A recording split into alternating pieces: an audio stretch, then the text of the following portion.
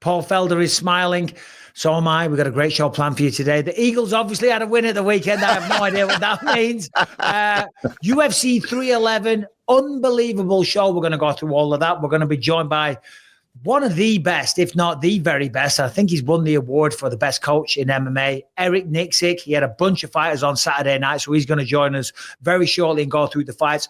End of the show, we're also going to be joined by the acclaimed director, Brad Peyton. He's a huge fan of MMA, and he's got a lot to say about some situations that went down in LA with the fires recently as well. But first and foremost, he's a huge MMA fan. He's directed loads of movies with The Rock and stuff like that. So he's got a lot to say. But Paul Felder, my man, how you doing? I'm good, dude. I'm good. We had a good day the other day again. We marched forward. The Eagles won. It was snowy weather. We were playing the Rams, so they're not exactly used to that. But yeah, it's a shit show outside here again. We got a few more inches, and it was like sleet and hail and nastiness, and it definitely helped our team. And we have an off day today, so the kids aren't in school, so it's a good day. That's right. And the fights were incredible. And man, Michael, the whole time I'm thinking, I picked everything wrong 100% across the board. I was all over the place and wrong. Oh, first of all, Arman didn't even fight, but then I texted the guys. I was like, screw it. I'll go with Moicano. Why not? Oh, that was wrong. And if we ever have Jiri back you actually said Moicano because, hold on, let me jump in there. Because I got a ton of abuse online because I was like, listen, Islam's amazing, but he's only human. Now, more than likely, he wins, of course, but don't underestimate Renato Moicano. And people are like, oh, my God, you're always shitting on Islam and stuff like that. It's like, no, I'm not. No, I'm not. I just recognize that mixed martial arts, anything can happen. And Moicano is no joke, okay? No. Granted, Islam destroyed him, made it look pretty easy. But it's like, dude, you got to understand, this is two human beings in there, and anything can happen. I know, but as time goes on, I'm starting to think that maybe he's not. These guys, man, maybe Dagestan had a few UFOs visit years and years ago and just put a little extra DNA into the mix there because these guys are freaks. And Umar, I mean, dude, talk about a 135-pound title fight. That had a bit of everything. And every time I think Merab is just going to push a pace, the dude just has a way of finding a way to outstrike strikers because of the threat of the constant takedown. Dude, how many shots did he attempt towards the end of that fight where he wasn't even going for it? He was just opening up opportunities for himself to keep it mixed up. Well, we'll get into all that in a minute, but let's talk about, number one, when you said Islam might be a little bit different, immediately my mind went to, remember when Joe Rogan was speaking about Yoel Romero?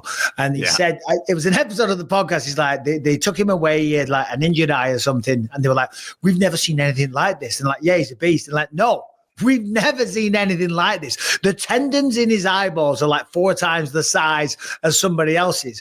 I don't know what they're saying there. Maybe even in his eyeballs, he's got stronger tendons than most people. That's Arman Sarukian. Let's start with this. Oh my God. Arman has campaigned for this fight for years. Okay. And we don't know the full situation because we weren't there. And I don't know if you've spoken to anybody. I haven't. And I assumed, look, listen, this happens. It's MMA. Sadly, things go wrong. We are only human, like I just said. But given Dana's kind of short response at the post-fight presser, I'm not trying to put words in his mouth or anything. I would have thought Arman would be up next. Injuries happen. But the fact that he said, no, he's going to have to build himself back up. And he was kind of short. And he spoke about Heather. And again, I'm reading between the lines here, and I could be wrong, but it seems like maybe the injury wasn't that bad. Is that fair to say? Yeah. Well, that's what I gathered from the same clip I'm sure I saw of the press conference with Dana, and the way he said it without saying it, because he knows he doesn't want to be that guy. He's not in there fighting. He doesn't know, the level of the injury. But when you have your head physical therapist, and Heather is a miracle worker, and she has fixed people up and gotten them in there when it didn't seem like they were going to. I gathered the same thing, that maybe he thought he was he could have sucked it up a little bit and went out there for such an opportunity. And he's gone on social media and even agreed with Dana saying that, no, yeah, he knows he's got to work his way back up. He knows. And I'm sure that something was even told to him, like, look, man, if you don't get in there this weekend, that's fine. We're not here to put an injured fighter in there. We don't want to do that. But it's probably going to go to somebody else after this. So if you can't make it, just know we're not screwing you over. We're letting you know ahead of time that, you know, we waited a long time. This matchup finally happened. Islam showing up. He's there. If you can't make it, you get pushed back a bit. So I did a little live stream on my YouTube channel just for some of the prelims, and people were talking about that and kind of throwing around the man's a coward and stuff like that in the comments. And I was like, look, what are you talking about? Okay, he's already fought the guy. He fights all the time. He just beat Charles Oliveira. He gave it a really good go on his first attempt on short notice.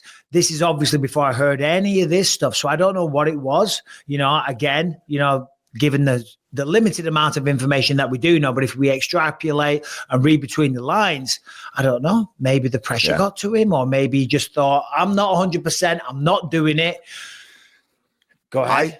I think that some guys, when it's not all lined up, when things aren't perfect, a lot of fighters don't give a shit. Let's be honest. Like, they want to get in there. They're just wired that way, right? Even with injuries, setbacks, they want to get to that fight night, no matter what. Some guys, if it's not picture perfect, man, it's just where they are mentally, they will back out. And I imagine that he had a legit injury, but I do imagine, and again, we're just speculating. We're just trying to figure this out ourselves without knowing all the info. He probably could have fought, but would he have been at the absolute best? No. Would have other fighters probably gone in there and done it?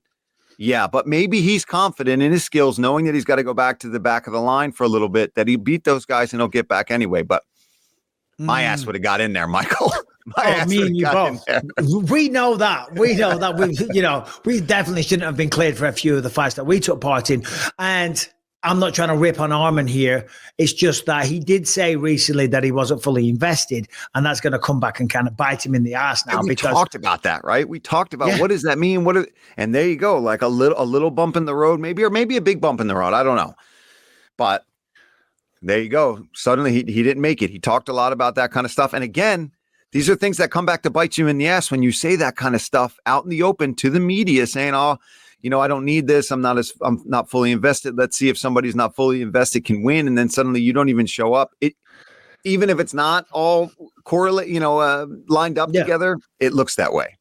It looks that way, and critics are going to point that out, and people like me and you are at least going to have a conversation about it because it's conversation worthy. Of course it is. So anyway, listen, whatever happens to him, I hope he comes back. I hope he gets a couple of wins. I'm sure he will, and he's going to have to earn that right again. He's going to have to prove that he can be dependable. I mean, the Intuit Dome, that show was unbelievable. It was, I was blown away. I'll be honest, I just got back from Colombia having the stem cells. I had 850 million stem cells put in several parts of my body. They put me under for my back and for my neck when I came round. And which parts of the body, Michael? Shoulders. Did we go through with it?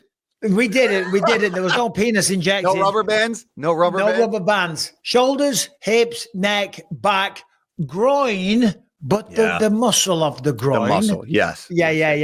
Get you back on that treadmill.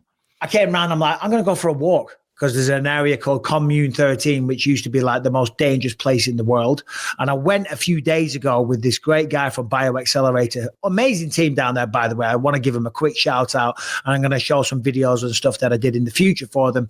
But we went walking around, and it's like these slums, kind of, if you will, built into all the mountains, and the energy and the color and the vibrancy. It's crazy. Music blasting everywhere, people dancing, tourists all over the place. And I was like, are you sure this is safe? And he's like, yeah, it's run by the gangs. I'm like, well, that doesn't sound too safe. He's like, no, the gangs work in coordinates with the government. People pay their Wi-Fi bill to the gangs, right? Wow. And the number one rule is you don't mess with the tourists. If you mess with the tourists, if you steal from them, because that's how they make their money, that's their economy, you are banished. You are exiled from the city, never to return. So he said, as long as you're not walking around with a flashy watch on or a chain or anything like that and begging for trouble, you're going to be all right. absolutely fine. And what a place that was.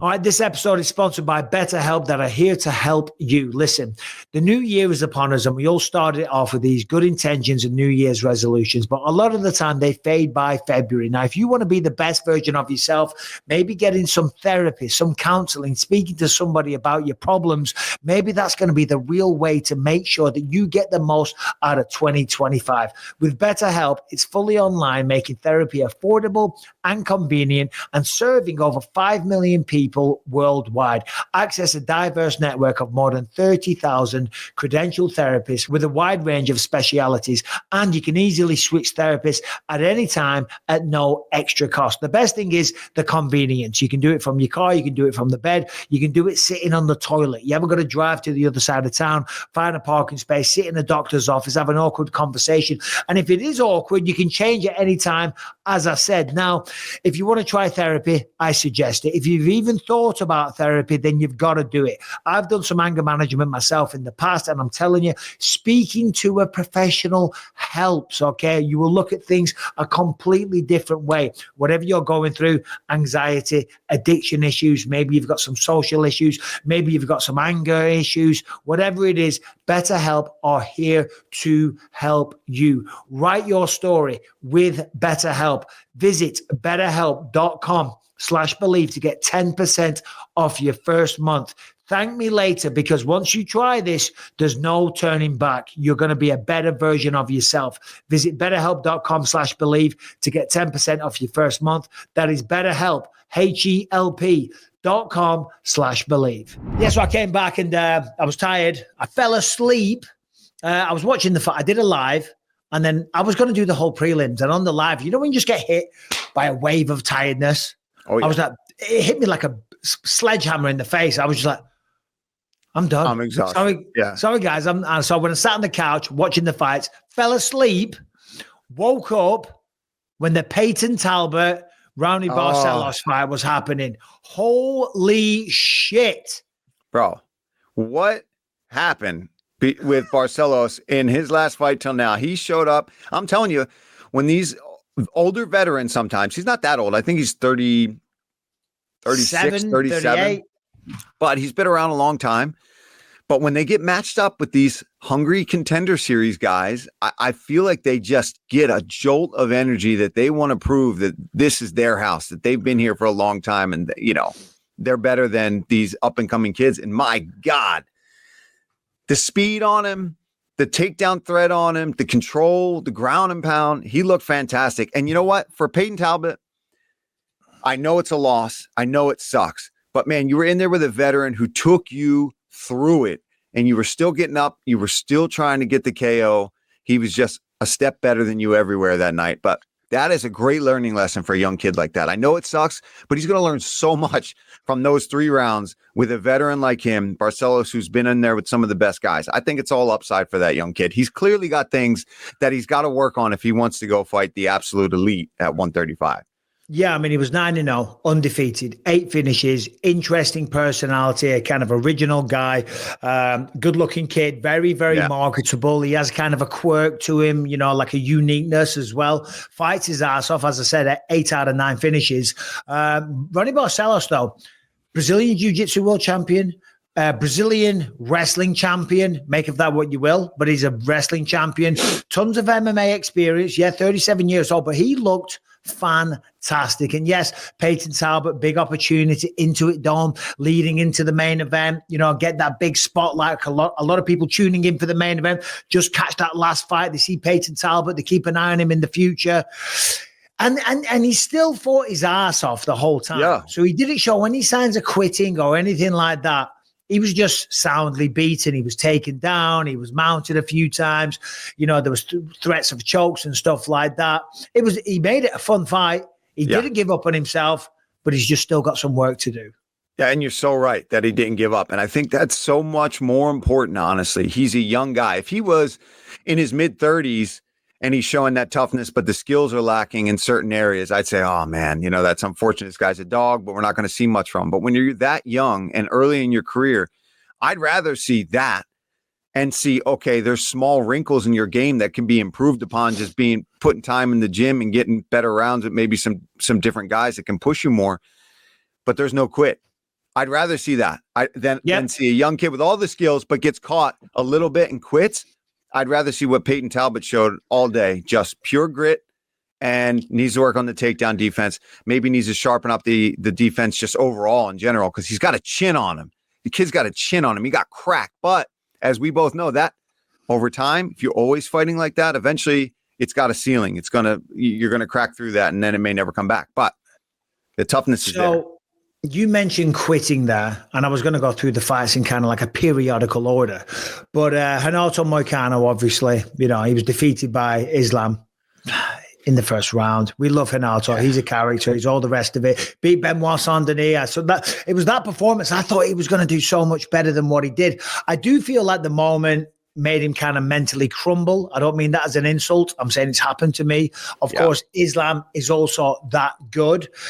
I'm not sure if you saw this, and maybe it's in the notes, Harrington O'Brien, and jump on anytime you like as well. Paddy Pimblett came out, and he was doing a little watch along. Did you see this? And he was giving him a lot of shit for being a quitter. He's like, oh, look at that. The tap, you just go to sleep.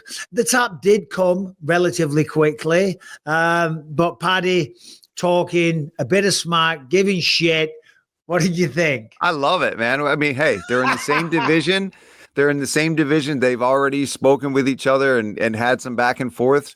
Paddy's just putting little feelers out there, right? These are all future potential opponents in top 10 areas that he wants to be at. So I like it. Also, speaking of Paddy, did we see the gym war, the gym beef that Paddy went to a rival gym? Yeah, I don't know if we want to get into that later, but now that we're talking about Paddy, dude, I love that. Paddy's one of those guys that where he's in our faces a lot, right? Because he's a popular guy, because he's a funny kid, and he's a UFC fighter. You're going to see a lot of him, and sometimes that can make you get a little over a guy, right? But then I see that somebody's got beef with you, and you just stroll in and take him on with no benefit other than just squashing this beef and being the tougher guy. I dig it, man. He went in there. He went toe-to-toe with the kid, and he choked him out. And he didn't let it go, but it's a beef fight. So yeah, but so what? So what? As Renato said, as he said to Renato, you're only choking him out. You're only going to go to sleep. So who cares? No, I love that. And I agree with everything you said. That takes a lot of balls for Paddy to do that. Because when you're fighting and you're in the spotlight, even when I was training as a fighter myself, even going to spar somewhere when it's kind of arranged, there's always a kind of intrepidation because all eyes are on you. They're taking it as they're showing up the best version of themselves. Bisping's coming in the gym tomorrow. Felder's going to be there early to bed, making sure they're nice and rested. 12 hours of sleep. Yeah, they're making sure. And get it on film. Paddy struts in, does that. Fair play. And that is the best kind of fight preparation. It's like when I did some sparring with Luke Rockhold. He was a champion of another organization. We didn't know each other. And now, that's when this whole beef started. But it's sparring sessions like that. That's when you feel, the butterflies in the stomach. You feel the pressure. You're like, oh, shit, how good am I really against this other guy? Because anytime you're training for a fight and you spar somebody new, you're always self kind of measuring yourself. It's like, if this guy's a world, like when I was training with Rampage, I'm like, Rampage is a world champion. I'm doing pretty good. That means I must be good. We're always looking for that kind of validation. Yeah. Do you know what I mean? But he went in there to someone else's gym, Manchester top team, put it all on the line because it could have gone wrong. He could have made a fool out of himself. But in terms of fight prep, the feelings, the pressure, the anxiety, and someone else that's got a lot to prove, valuable. So valuable because you're right. Not only the nerves, right? You're right. You get that same feel like before you go out for a fight, maybe not quite as seriously, but it's simulating that same response. And also, this so well, Michael, when you're in a real fight with that adrenaline and that anxiety, even in your tip top, absolute best physical prime of your entire life, for some reason in the fight, under the lights, you always feel a little bit more tired than you usually do in a regular sparring round. And those kind of sparring matches also simulate that. You're like, why am I so tired? It's because you're putting everything into it. So if you can get a couple reps, you can't do too much of that, right? Because you can get really hurt in those kind of sparring situations. But for fighters, every now and then, your coaches do need to do that. Bring you to yeah, dude, look, he don't let go of this. Yeah, he's tapping like shit. He's like, you wanted to talk trash? Lads. Here you go. No, lads. Look at that. Everyone jumps in. Hey, fair play. Chat shit, get banged. Right? Fair play to Paddy. Showed a lot of balls there. He's a big name. And of course, he's a big target and he's a polarizing character. He put his money where his mouth is and said, you know what? Let's do it. I loved it. I loved it too. Okay, if you are follically challenged, if you are going thin, if you are on your way to being a bald, then Hims is here to save the day. Listen, if you've lost your hair, it doesn't mean that you can't find it again. Try Hims Hair Loss Solution and you will be joining hundreds of thousands of subscribers who have found their hair again, that are not having the sun reflect off their forehead and causing people to put their glasses on. You'll be dazzling everybody with your full head of hair, just like you was in your prime. Men value very different things about their appearance, but if you're a guy who really cares about your hair and it's the only thing that's going away, you might be feeling discouraged when you look in the mirror. And that is where Hims comes in. Check out their personalized hair loss solutions and you can start seeing your hair grow back in as little as 3 to 6 months. Hims provides you with the convenient and quality access to a range of hair loss treatments that work all from the comfort of your couch.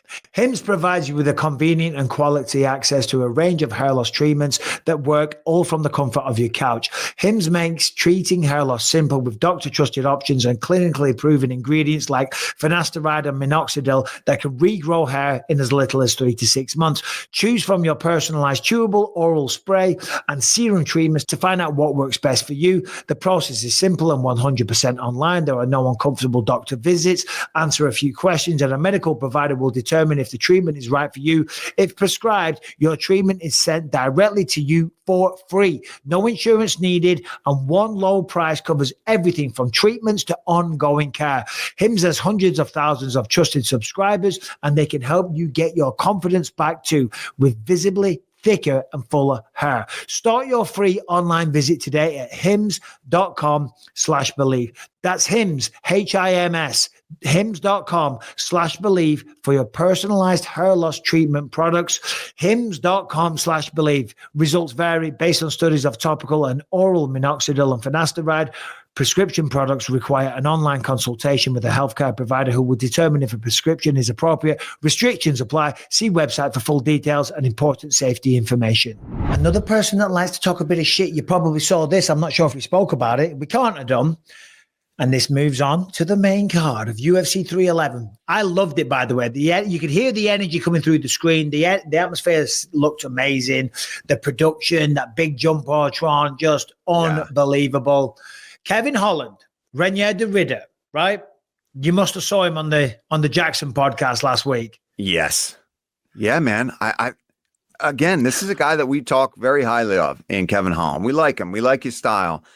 That's not the place to do that, man. You go on this guy's podcast and Rampage to me seems like he might bust balls, but he seems like a pretty relaxed, chilled dude that's not out there to have you on to have an argument or a beef, right? He wants to shoot the shit. He wants to get to know you, tell crazy stories. And for Kevin talking guns and start, telling him to shut the F up and all, I didn't like that. And that's bad juju. And he got his back. Yeah, I think when Michael Venom Page does this, and I think Kevin Holland did that, and I think Rampage made some like kind of gay joke or something like that. I didn't actually see it, but that's what I think I understand. So he had a problem with that. It's like, it's a joke. He's having a laugh. That's all it is. And so to sit there and, and I was talking about this, to tell him to shut the F up and all the rest of it and have that kind of energy. And I like Kevin Holland. And if he sees this, he might be pissed off. But it's true. And I think universally, the internet agrees with the point that we're making or the stance that we're taking. He was being kind of disrespectful, saying, I don't give an F about the fight on Saturday night. Well, that one kind of bit him in the ass a little bit because De Ridder smoked him. And we'll get to that in a second. But he did. When we get to this stage in our life, and maybe some people might say, well, of course, you're making excuses for yourself for being an old bastard. I remember being that age, being mid-fight career, and you do have that chip on your shoulder. You do have that bit of arrogance because you still got to prove yourself to the world. You still got to validate yourself. You still want the fans to know that, hey, listen, I'm one of the best. And that's kind of like the mentality that he has. When you get to our age, when you get to Rampage's age, we're the same age, we're both former champions. You sit there, we don't feel that need to impress or prove ourselves anymore. Yeah. So Rampage was really restrained. And he was like, bro, what are you talking about? I said, F it. And you're like, well, you said that to me. I said, F you. Rampage might be 45. He's twice the size of him. And he's a beast. Let's just leave it at that. Yeah. And that's what I love about Rampage, because we know he's an absolute savage and a crazy mother effer on top of it. And I thought he handled it and swallowed his pride a little bit there with the young guy kind of chirping at him like that. And I got more respect even now after watching that for Rampage, because you could tell for a split second you saw it in his eyes. You just told me to shut the fuck up. Like, I want to wring your neck, kid. I could tell you some stories when we used to train with each other. The man, trust me, he's got that switch in him. Yeah. I remember I was talking about this on his podcast recently when I went on. He was training for a fight. I forget which one, and somebody did a spinning back fist and kind of connected with the elbow. It might have cut him open a little bit. He freaked out. He was going to kill the guy. Tyson Jeffries jumped over the top of the cage because the cage door was locked, so it didn't open, and he couldn't get out with his gloves on. He jumps over the top of the cage and runs off down the street in his bare feet. You know what I mean? Because Rampage was going to kill him. So don't poke the bear too much. Should we see what Harrington's looking like today and if he's muted or not? Harrington, herringbone. Yes, sir. I'm good to go. Oh, bright, lively, smile on the face. Yeah, I mean, that's what a UFC pay-per-view will do to you. We're in the dark ages there for a little over a month, so it's nice to see high-level action again. It's got me in a good mood. Is it fair to say this is a bad dad joke? Was that the best pay-per-view of the year? I apologize. No, man. I don't know why I'm going to say this because we're in the flow of a good conversation. I just thought I'd bring Harrington on. Any takeaways? Any big points you want to jump in with, Harrington? Do you want to talk about the first fight of the night? Do you want to bring us all the way back to moving Gaffer off or something like that? No. I missed the first two, so let's not go too far back. No. The reason I said that is that we'll be talking about the big new stuff, the things that people want to hear about. And he's like, let's talk about the new person that signed for ONE FC last week. Did you hear about this? And I'm like, Harrington, no one cares. Well, Die hard, baby. Die hard. Asmat Bakoev made his UFC debut. Honestly, that was the coolest part of the prelims to me. Guys, an LFA champion gets a call up on 5 days' notice to fight Zach Reese on a pay-per-view, shows up, TKO in the first round. Zach Reese playing those games, throwing elbows from his back. Dude said, no, I'm here to make a statement. And then immediately calls out Jack Hermanson for a fight in Miami. I don't know, man. I haven't seen a guy come along from the regional scene with this little notice and make that big of an impact in a while. So I'm excited for him.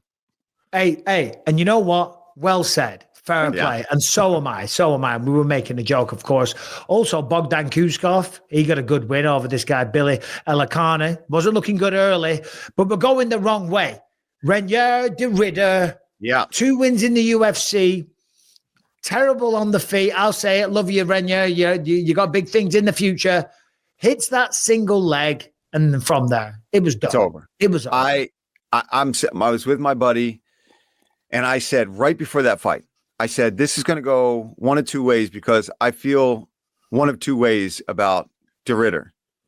I said, I'm either really underestimating how good this guy is on the ground and the ability to get it there because maybe the first fight with Gerald, who can make things awkward as is, jitters, a lot of hype behind you coming in from another organization as a double champ. I said, maybe I'm overlooking him a little bit. I said, or his stand-up is that bad and he's going to get knocked out really quick by Kevin Holland. I said, it's going to go one of two ways. And it was the second one. It was that I think he's I don't want to say he's ready for the top yet, but man, he made it look easy against Holland. Now Holland was definitely looking undersized in there against him 100%. And he didn't get to show too much on the feet, but I do agree with you. I think he's but he's down at Killcliff now and he's working on that. He's working with Henry Hooft and those guys. So I'm glad to hear that because I think that's what he needs to do. Just get good basics, get some good basics that you feel really comfortable with. And man, just get guys to clinch with you and you can pull off some big wins. listen, his stand-up just needs to be good enough so he can implement his game. I mean, when you think about people, one-dimensional probably is a bit of an insult, but it kind of is. It kind of is. I think it's a fair enough assessment. He would probably agree. He's got one MO. Get his hands on you, clinch. Who are some of the people? So when we think about specialists like that, the first one that springs to mind for me, Damian Maia. Yeah. Jake Shields, I feel, would fit that category. He fought for the belt against George St. Pierre, 55,000 people in Toronto. Was it Toronto? Yeah. Who else? And Harrington, jump in here if you can think of any. Even on the same card, a young guy who's still doing the same thing is Grant Dawson, who's working on the striking, because when he gets a hold of you, I mean, he's so pressure heavy with his presence on the ground. And I've talked to people that train with him. They're like, he's freakishly strong for the size that he is. And he's looking like he's filled out for 155. He's another one though. He's just got to keep plugging away. The young kid, curly haired kid. I can't believe I'm forgetting his name. Chase Hooper, another one where he's knocking people out these days though. Now he's looking good. But again, early on, we would say that he was very one-dimensional. He's just got to get it to the mat. But he's not doing anything crazy on the feet, right? He's still just a grappler. Is this a crazy shout or not? We're talking about people with one style. Yeah. Islam Makhachev, Khabib Nurmagomedov. I mean, Khabib striking is never going to be their first option. I think Khabib for sure was just, I mean, the amount of takedowns and the presence when he would get a hold of you was insane, right? He would lock you up on the ground and just F you to hell up. But I think Islam I think he is not anymore. I think he can knock guys out. If he really wanted to, he could have a bit more of a slugfest than Khabib could. But why?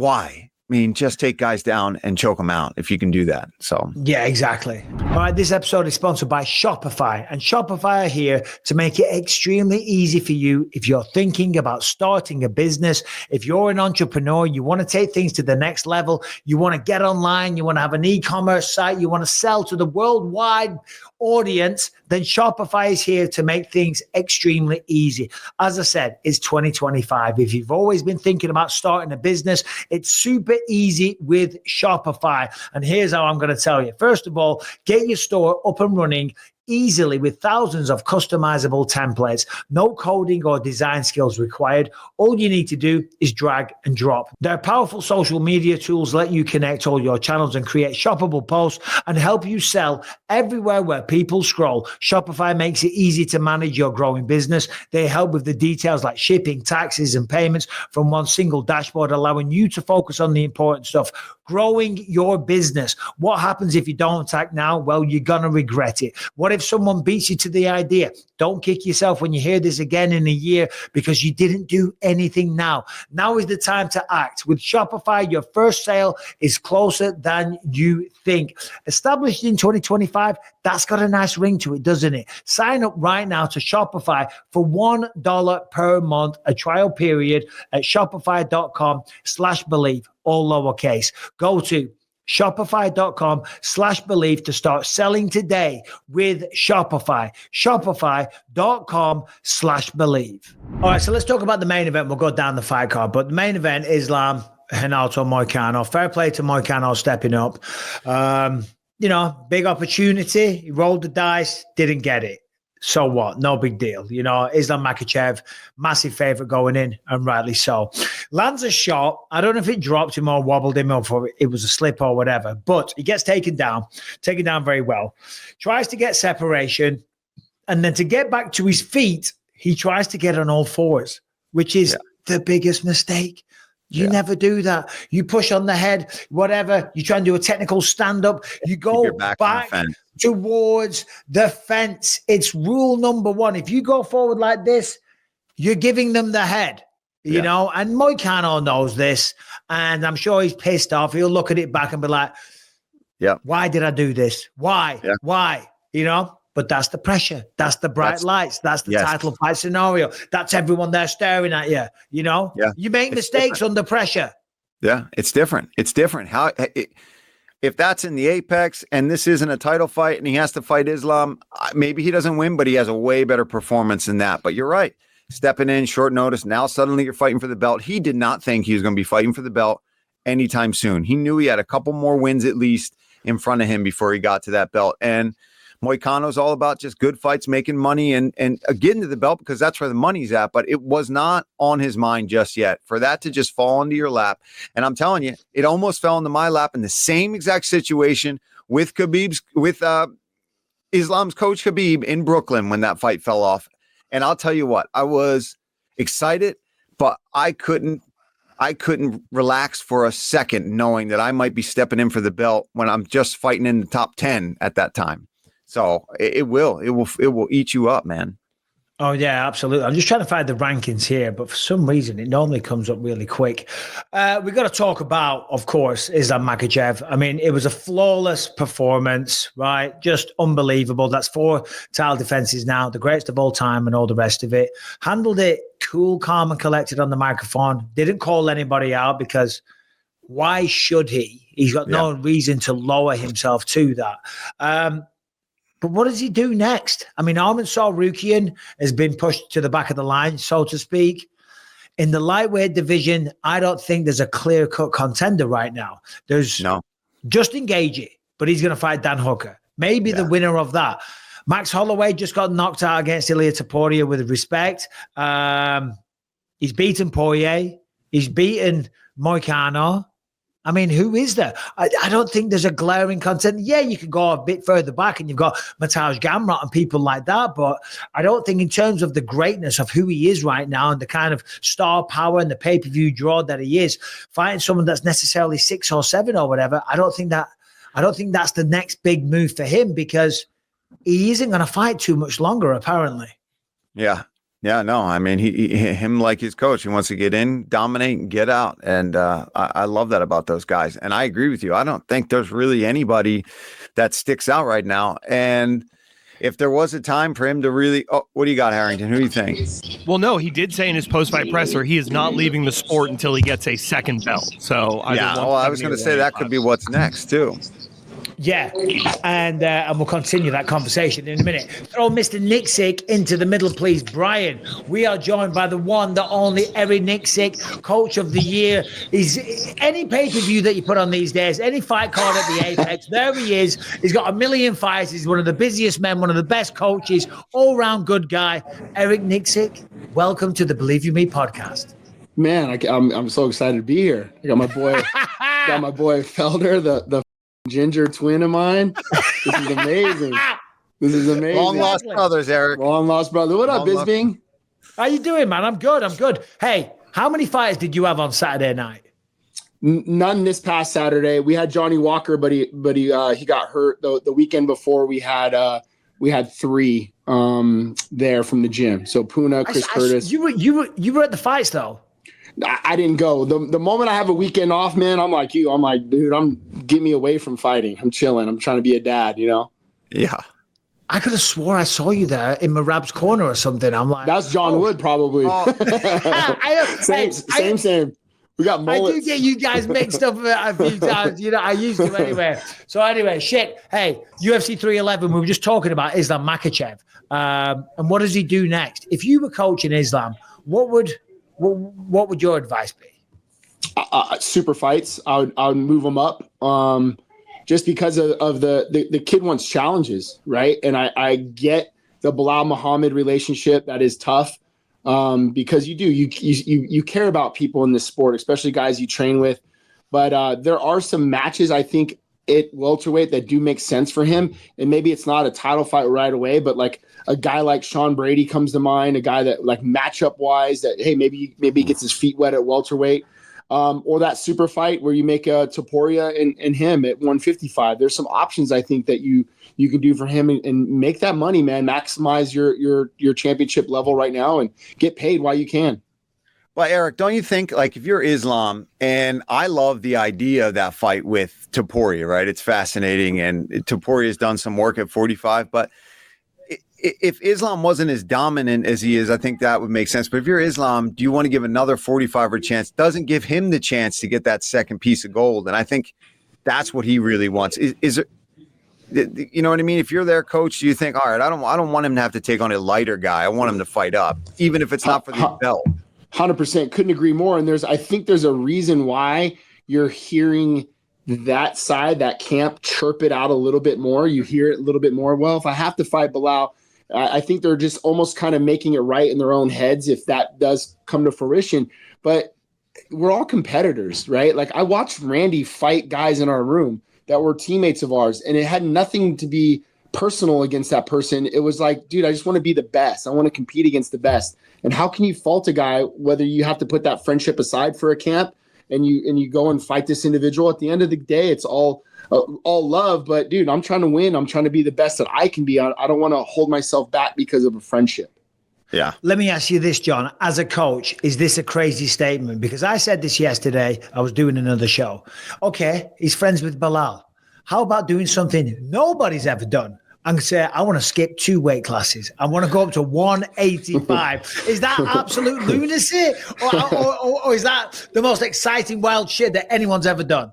Well, I mean, yes, I don't think that jumping that far ahead right now makes a lot of sense when there's still opportunity at welterweight. But, you know, these guys are competitors. I've seen them in the room. I've seen them go with guys in the middleweight division. If something makes sense matchup wise, that to me is what you have to look for, Mike, is like the matchup. What matchups make the most sense? What scenarios make the most sense for him? Now, are you going to throw him in there with Dricus or Sean Strickland right away? I don't know if that's a good call, but I think that welterweight move up does make a lot of sense. And unfortunately, it's against a guy that they love and respect in Belal Muhammad. But I think you put your friendship aside and you go for greatness. Yeah. So there's a lot that we want to talk to you about, Eric. Obviously, I'd like to talk about the Chris Curtis thing last week, get your thoughts on that. Sean Strickland's got a big fight coming up. Of course, we want to speak to you about that. But I personally want to know, and I'm sure a lot of people are interested, in your background, how you came to be where you are today. You mentioned Randy back in the day in Extreme Couture. Of course, that's where you're now the head coach. Massive stable of fighters. Give me your background, please. How did you? I was an American football player, played college ball. Was at Reno, went to school in Utah. When I got done with football, came back home, and I honestly, man, I was just kind of a lost soul. Didn't know what I was going to do. I was going to school and really just stumbled across this gym, kind of walked in before the gym was technically open. Randy was getting ready for Tim Sylvia, met Mike Pyle, met Jay Haran, and those guys kind of took me under their wing and just started training with them with no real like, oh, this is what I want to be. I want to be a pro fighter. I just felt like I needed something, Mike. That's like 06, 07? Exactly, yeah. 06. So it was December of 06. The gym opened to the public, I think, February of 07. So I'd already been training a couple months with the guys, just like doing some grappling and touch spar, whatever else. And then when the gym opened, I was literally member number 1 at Extreme Couture. My first year here, there was an opportunity to coach a class. Randy was kind of strapped, needed somebody to coach. So I coached his class, and then he's like, man, I really like what you did. Why don't you make that your class? So I had like my one class every Friday. And then I just turned it into something bigger and better every time out. Started coaching more and more guys. And it wasn't until really Jay Haran was like, hey man, like, I think you have a path, really good path to get into coaching. You have an eye for the sport. You have a connection with people. You're a good motivator, all these things. But had it not really been for Jay, I don't know if I would have taken this path, especially a guy like Jay Haran, who I looked up to immensely, and a guy that like was highly respected in the room. Hearing that from Jay really kind of pushed me towards and looking into this path more and more. And, you know, just like anything, Mike, it was just about getting reps, you know, coaching the right guys, learning the hard way a lot of times. But, you know, I'm 17 years now into the game, trained with a lot of good people, learned from a lot of good people. Ray Seffel being one of them. Ray really took me under his wing, Randy Couture, you know, those guys. And had it not been for those guys, man, I'm not in this position I'm at today. And Eric, you know, coming from the football background, and we've talked about this a lot, you bring that head coach mentality, right? Where you've got to know everything. You've got to do the film study. You're prepping things. You're planning things out. How much of an influence was being involved in that sport and the coaching style that they bring to the table and kind of upping it in MMA? Because we don't see that as much in MMA. Sure. Guys are usually former fighters or they were a boxer and they're just teaching a part of the craft. But you kind of looked at it more as the head coach of a whole team where there's still offensive and defensive coordinators that you now work with as an MMA coach. You know, explain that a little bit and how your mind works like that. And maybe that brought such a uniqueness to your style as an MMA coach. Well, that's a great point too, Felder. And I think a lot of my insecurities were because I didn't have pro fights, you know, and I felt like, how do I connect to these guys and how can I relate to them? And first and foremost, it was just being comfortable in my own skin and not making up bullshit stories and lies about, I had 200 street fights or this is that. I mean, I am who I am, but I can add value to what I need to do as a coach. And because of that, Ray Seffel brought up a great point to me very young. Ray's like, Eric, you're going to coach people according to what they need and who they are, whereas I coach people because of my style. So my style will rub off on somebody because it was the way I fought. He said, but you have a leg up because your style is going to be more universal. You learn from me, you learn from Dwayne Ludwig, you learn from this person, this person, this person. So you can take all those adaptations into knowing, how do you coach Paul Felder? How do you coach Dan Ige? You know, so he said, you take those opportunities and understand. But the biggest thing for me, honestly, Paul, was it was natural for me to go over into this sport with tape study because that's what I did in football. So I was looking at repetitions. I was looking at patterns, you know, how are guys doing this, and this, body language. So I was trying to coach details that I felt like that were being overlooked by, you know, maybe other MMA coaches. They were looking at certain other things, or they weren't even watching tape for that matter. And, you know, early on, I got a lot of flack, like, oh, you're just a football coach. Well, you know, maybe I just am, but I'm going to find ways to adapt and overcome those issues and try to find ways to evolve. And I think that sport has evolved over time. And now everybody watches tape and everybody looks at the kind of the same things I'm trying to find. Well, the proof is in the pudding, isn't it? I mean, you clearly want to, I'm not trying to blow smoke up your ass, but you're a very successful coach. You've got a huge stable of fighters. You can see the respect that the fighters have for you. And Paul and I and all the other commentators as well, it's our job to listen to the coaches. And I love the calls that you make and how you speak to the fighters and how you resonate with them. And that fire sometimes comes out. I love to see the fire. I love to see the fire. Speaking of the fire, come on, Chris Curtis, last week, talk us through it from your perspective. I mean, honestly, I said this first and foremost, like that's on us to begin with. Like we shouldn't have been in that position to make Mark Smith make that call, right? You don't get head kicked there, the position, you don't get knocked over, you know, so that puts us in a spot where Mark Smith had to make a call in the stoppage part. I didn't agree with the stoppage, you know, like, dude, we've seen guys, you know, I watched Beltran that same week, like guys are getting flatlined and Beltran is on them, making sure that they're out. It was nothing like that. But again, you put Mark Smith in a position to have to make that call in that moment.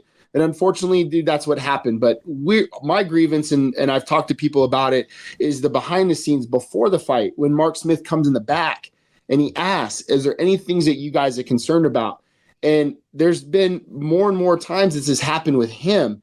And that's why I was so upset. There was a fence grab against Sean Sharef when he fought Tafa that we told Mark in the back, yo, this guy grabs the fence. Yeah. He would rather get a point taken away than lose the position. So naturally, the guy's going to grab fence. How are you going to handle this when it happens? And he gives us two adaptations. Either it's a point or the position. So when the first infraction happens and neither one happens, then you're like, well, then what was the point of even having this conversation in the back? That's what's infuriating to me. So in the Chris Curtis fight, Chris Curtis says to him, when I start to put pressure on him, he's going to find ways to stall. Either it's by positionals or grabbing or eye pokes or whatever. Just we're letting you know this is what we're concerned about. And then Mark gives his adaptation to his rules, which are fair. It's like an umpire in baseball. What is your strike zone? And we're going to work around your strike zone. But when you don't do anything that you say, that's when we're like, bro, this is where the frustration comes in. So we saw the spitting of them out, peace out after the first round. Nothing too crazy, whatever. Then when Chris started getting downhill on him, there was the groin strike. Look right after the groin strike. What happens? Roman catches his breath. Then he comes back and cracks Chris with a good combination. That doesn't happen if you don't get a 30, 45 second break, right? Yeah. And then the same thing, yeah. Chris starts getting downhill again. Then there's the eye poke. Time, 30, 45 seconds goes by, and then Kopylov comes in, cracks him again. So the momentum, you're taking away our momentum in those moments that we told you prior to the fight would happen, and you did nothing about it. Yeah. Go ahead, Paul. Go ahead. I was going to say just along those lines, right? Because we're seeing it's getting bad with the fence grabs, and they're just kind of getting shook off. What is the solution, right? We talk about the eye pokes. I know accidents happen, but they happen too often, and it's because guys are literally sticking their fingers out. I see it every fight we call it. Michael sees it every fight we call it. We talk about it all the time. On Saturday night versus Jiri. That was a bad one. You're pulling the jab, but instead of pulling the jab, you don't have a boxing glove on. You've got to have the hands closed. I think they just, and let me know if I think they have to just start taking points with fouls to teach guys lessons. You start losing big fights because of stupid things like that. Guess what? Next time you come out to fight, your shit's going to be tight. Yeah, and we've gone over this a ton of times. I've talked to Jeff Mullen and different people about the resolution of this. My point is just the consistency behind it, right? Yeah. If you're going to tell us before the fight that you're going to take a point and then you don't, right? Then you watch the fighters, they're almost like looking at you like, wait, you told me, and now it takes them off their game. So just be consistent with whatever you're going to say that the call is.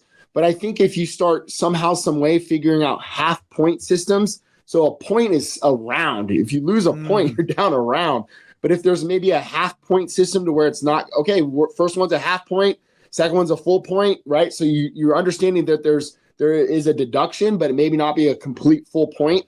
Maybe that's something that they can go towards. But again, are you rewriting the whole books? I don't know, but you're absolutely right. Because here's the first thing that Coach Nate said after on Monday's practice. He's like, I'm sick of this shit. If you get poked in the eye, then poke the guy right back. That's what we're going to see. Yeah, I mean, I kind of understand that frustration because you're getting told one thing and then in the fight, a different thing happens completely. And the box, it's a boxing model. We know that the 10-9 must system came in from boxing, so we've kind of followed that. I do think we need some evolution. We sit there and we always say, well, the referees have a really tough job. And they do. They 100%. Do. And they have great intentions. But as you just pointed out, those kind of inconsistencies, they can't continue. And I know that's why you were so upset for Chris, because you're in there, you see these guys, the sacrifices they make, they work their goddamn asses off, they put everything into it. And then little things like that with the judges or little mistakes or human element comes in, mistakes happen, and then it not only costs them their paycheck, but it's the trajectory throughout the rest of the career. And then afterwards, they're like, do you know what? This game, it's not worth it. I'm getting over by the judges or the referees or whatever every single time. I love that half point suggestion. I think that's fantastic. Yeah, and I mean, you guys nailed it. You're looking at a guy who, tore his hamstring. He had a fight booked, so we're talking about like an 8-month camp. And we see it. We see it as coaches. We see it as training partners. We see it as fighters.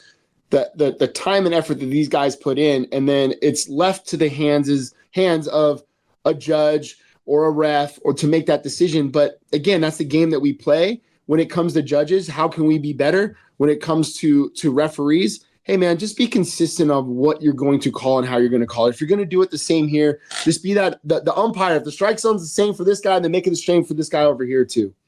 Yeah. If there was one change you could make today, if you had the authority, what would that be? I would say more judges.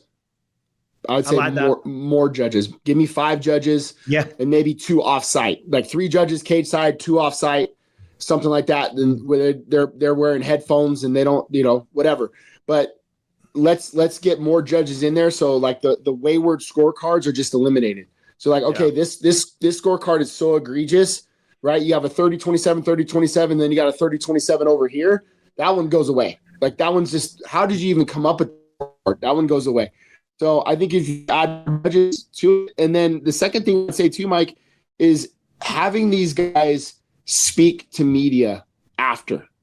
And I think what that'll allow is not only and I'm not saying we're to point blame, but sometimes I talk to Mike Bell or I talk to Sal Diamato and they explain their reasons. And I'm like, I didn't think of that, or I didn't see that.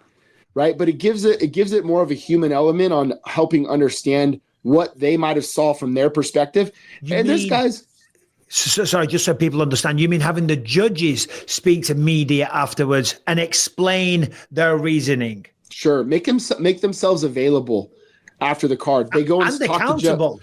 Accountable. The thing that I think that they're worried about is they might say something and sound so inept or so like, oh my God, they don't know what they're talking about. That puts the pressure back on the commission.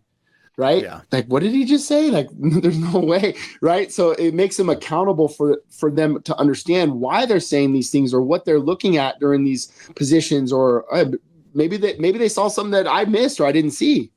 Yeah, but if they're going to say something that's so stupid and outlandish, then they shouldn't be there in the bloody first place. There you go. Yeah, but why do they hide them? Yeah. That's why, well, you know what I mean? So why do they hide them? We're going down the rabbit hole. Brian, come on. Oh, shit. You're right, though. But this is a very, very important conversation. Not that we're the first ones to have it, of course. No, because I mean, you're right. This sport is 40 years old. We're young. Yeah. We're still young in this sport.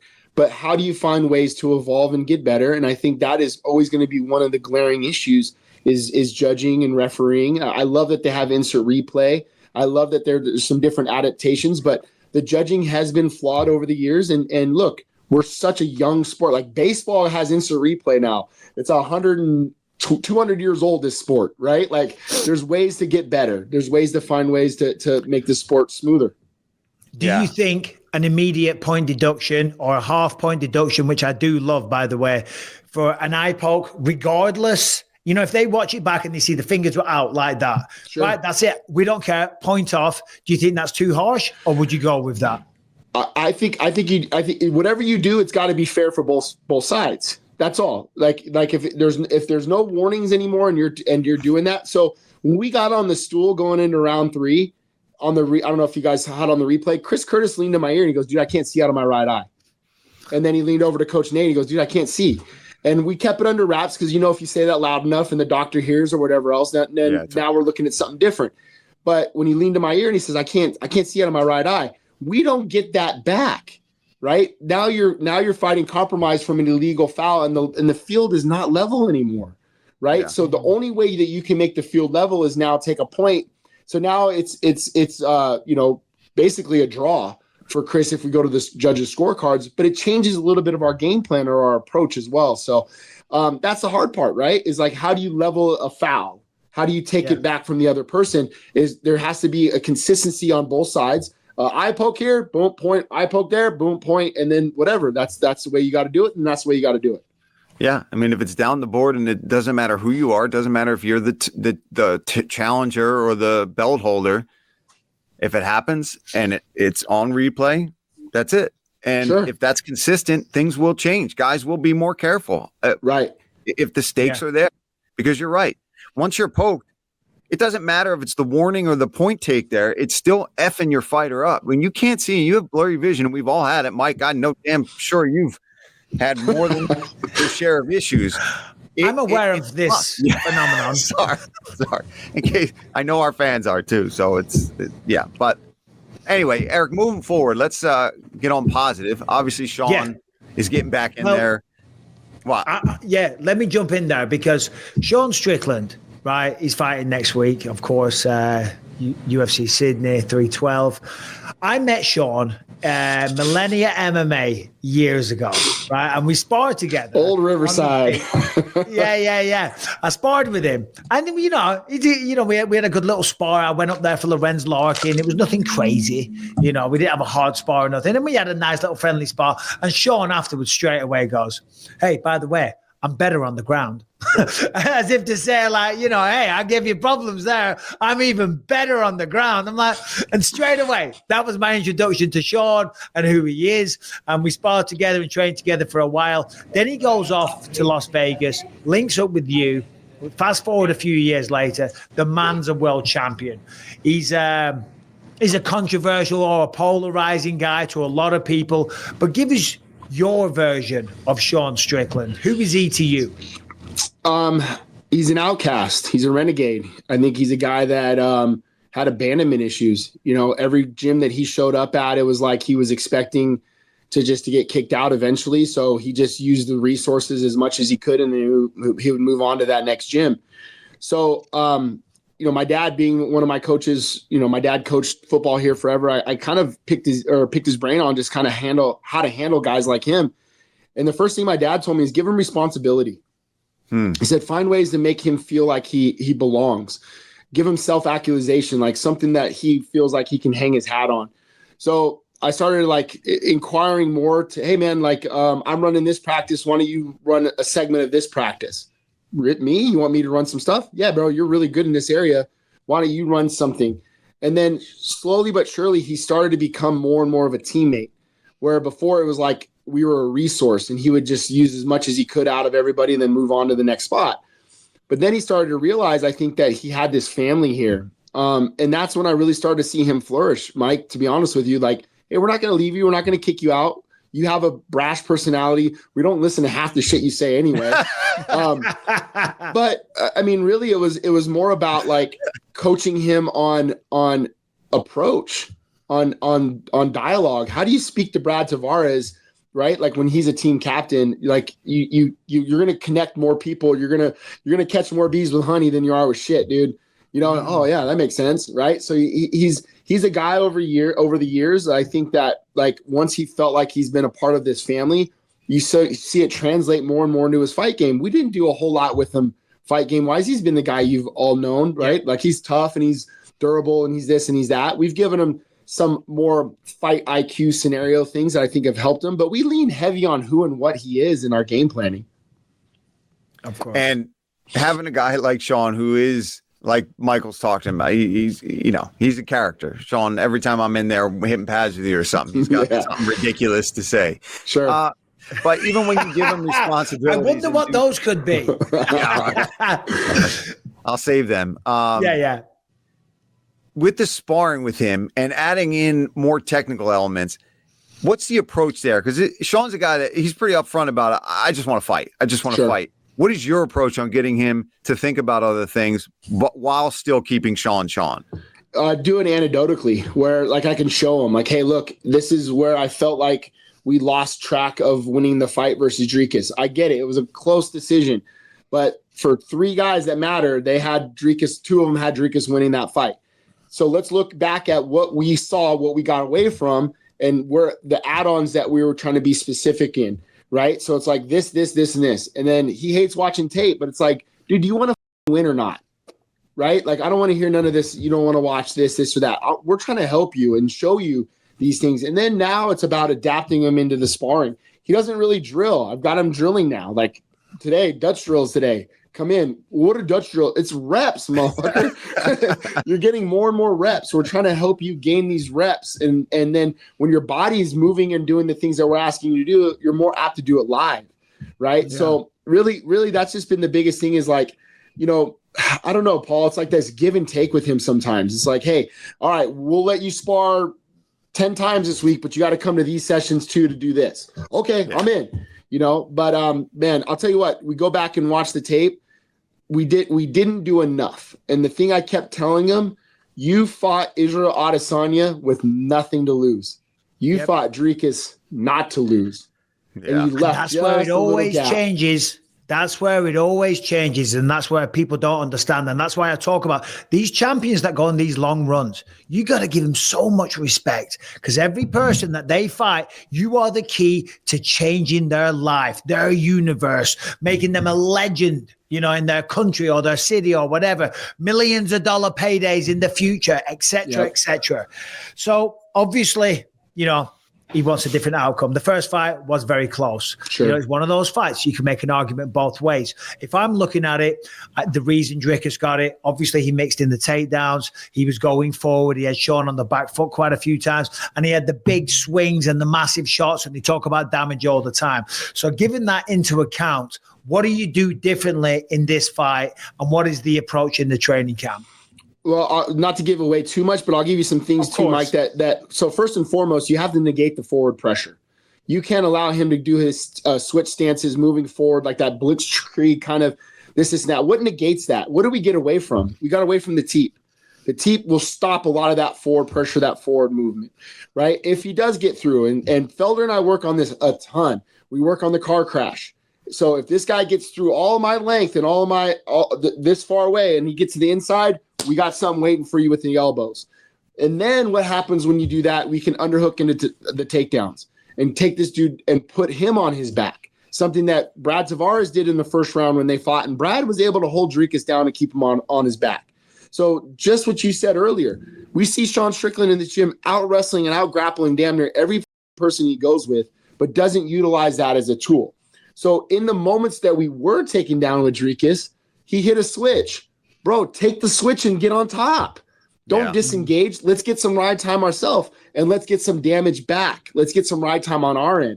So let's be a little bit more offensive when it comes to our style of wrestling as well. Dricus is taking you down and trying to hold you down. You're working your get up, hitting your switch.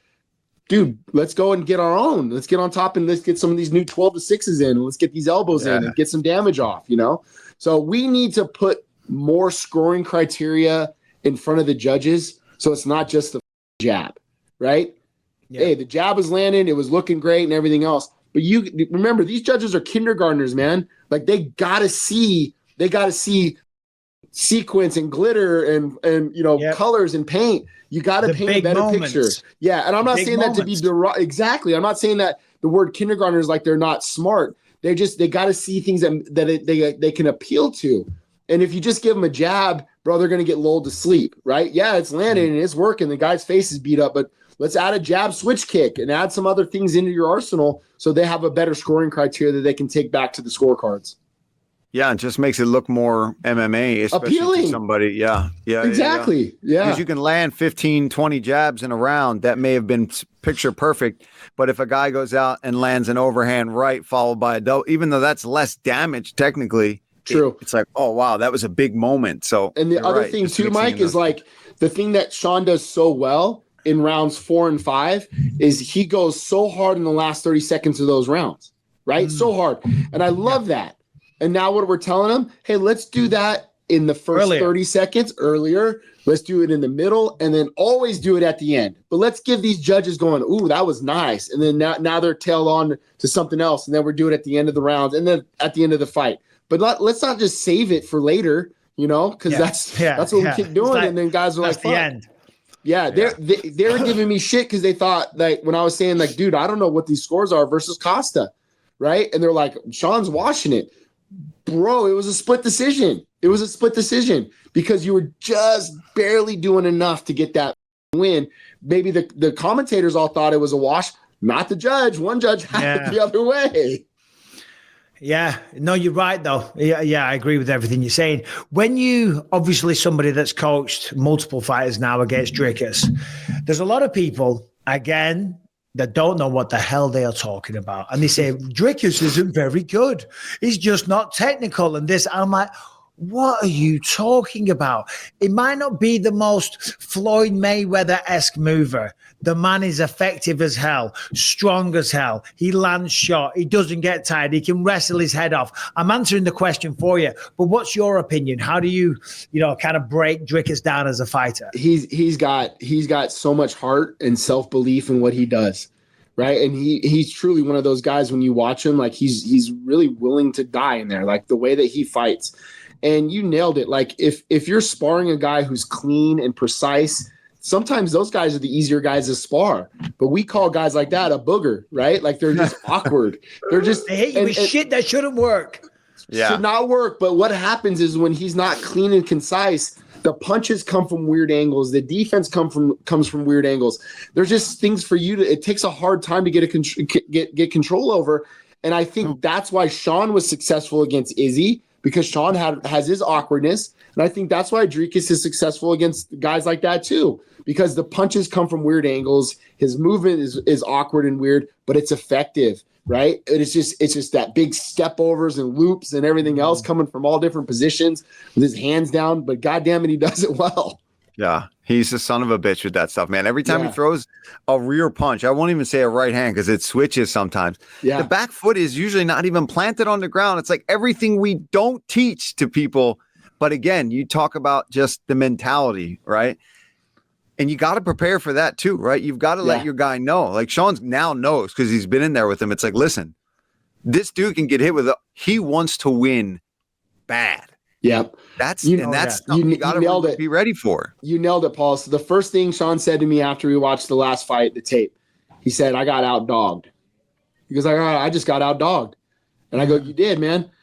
I go, you nailed it, bud. And that's big for Sean to admit that. Mm-hmm. And that helps to know that going into the next one, like, oh shit, I got to find that in me again. Yeah. Because I sharing the gym, the ring, the cage with Sean as much as I did when we were training, this won't surprise you, Eric, but we used to butt heads a little bit.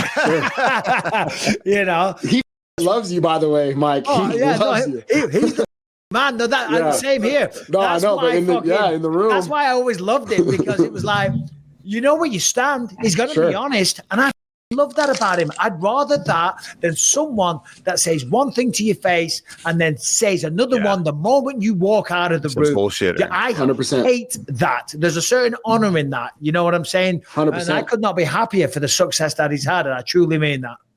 No, he is. And that's the thing about him, man. He's as real as he's going to get.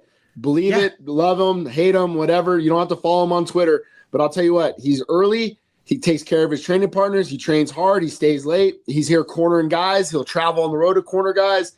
He loves his team and loves his gym, and that's all I can ask for.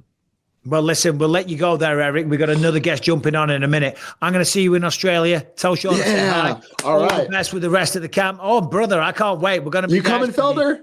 Where? Australia. No. Bro.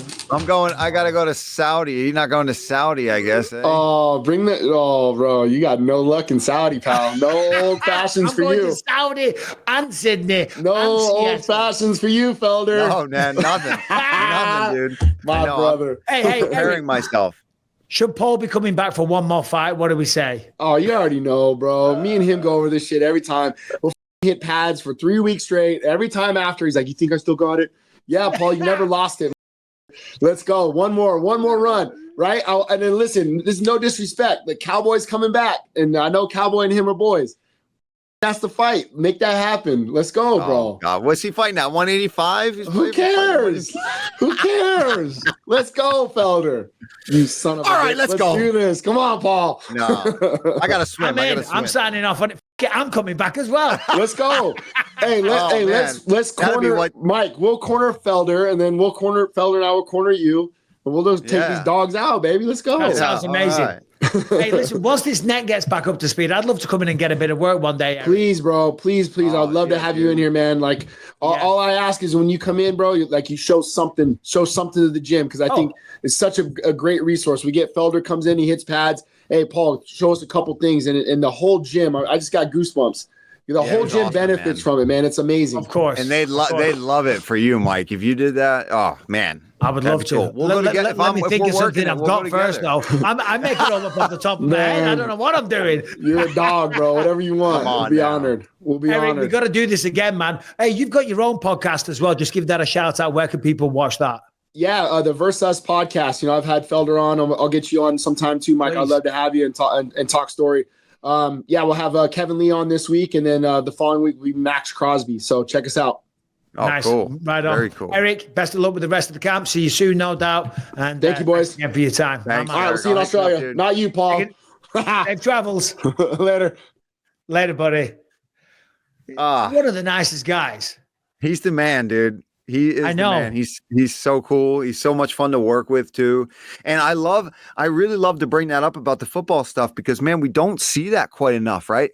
I know a lot of coaches, and listen, and he knows it too, and that's why he's worked around. A lot of coaches that didn't have extensive fight careers kind of get shit. But Eric, I think, is an exception to that, because he always kind of had the coaching mind and was an athlete himself, and then immersed himself in it. And he does view it in a different way. A lot of these NFL coaches weren't the best player when they played, and they get to an elite level because they have the mind for it. It's definitely a different passion than fighting. I'm a terrible coach. Yeah. I'm not a good coach. No. Eric's a great coach, whereas I may have gone on further as a professional athlete in fighting because of where my mindset was. So he's so fun to talk to about MMA in general. He's always got great takes as well. So the sport's still the Wild West. It's still in its infancy, as he said, so there's so much we can learn and improve. Yeah, of course, we want fighters and coaches. So we want coaches that used to be fighters because they have an insight. But there's also people with a tremendous amount of athletic experience, how to organize somebody's life, how to schedule a training session, a training camp, include all the recovery and stuff like that. And that's what we're seeing a lot of these days. All right, this episode is sponsored by Prizepicks, and Prizepicks is the best place to get real money sports action. With over 10 million members and billions of dollars in awarded winnings, Prizepicks has made daily fantasy sports accessible to all. You just pick more or less on at least 2 players for a shot to win up to 1,000 times your cash. Run your game all season long on Prize Picks. And if you sign up today, you can get $50 instantly when you play just $5. You don't even need to win to receive the $50 bonus. It is guaranteed. Prize Picks also offers weekly promotions that can lead to big payouts like Taco Tuesday each Tuesday. Prize Picks discount select player projections up to 25% to provide even more value for your lineups. And by the way, Prize Picks puts their members first, so all withdrawals are fast, safe, and secure. When my picks hit, I get my money in as quick as 15 minutes. Prize Pick now offers MasterCard for quick and easy deposits into your accounts this sports season. It's playoff time. It's now or never. Don't miss out on the last few weeks of football action with Prize Picks, the best place to win cash while watching the playoffs. As I said, you can win up to 1,000 times your money on Prize Picks. So let's get into it. All right, this week on Prize Picks, I'm looking at the football board and I am selecting Saquon Barkley. Check this out.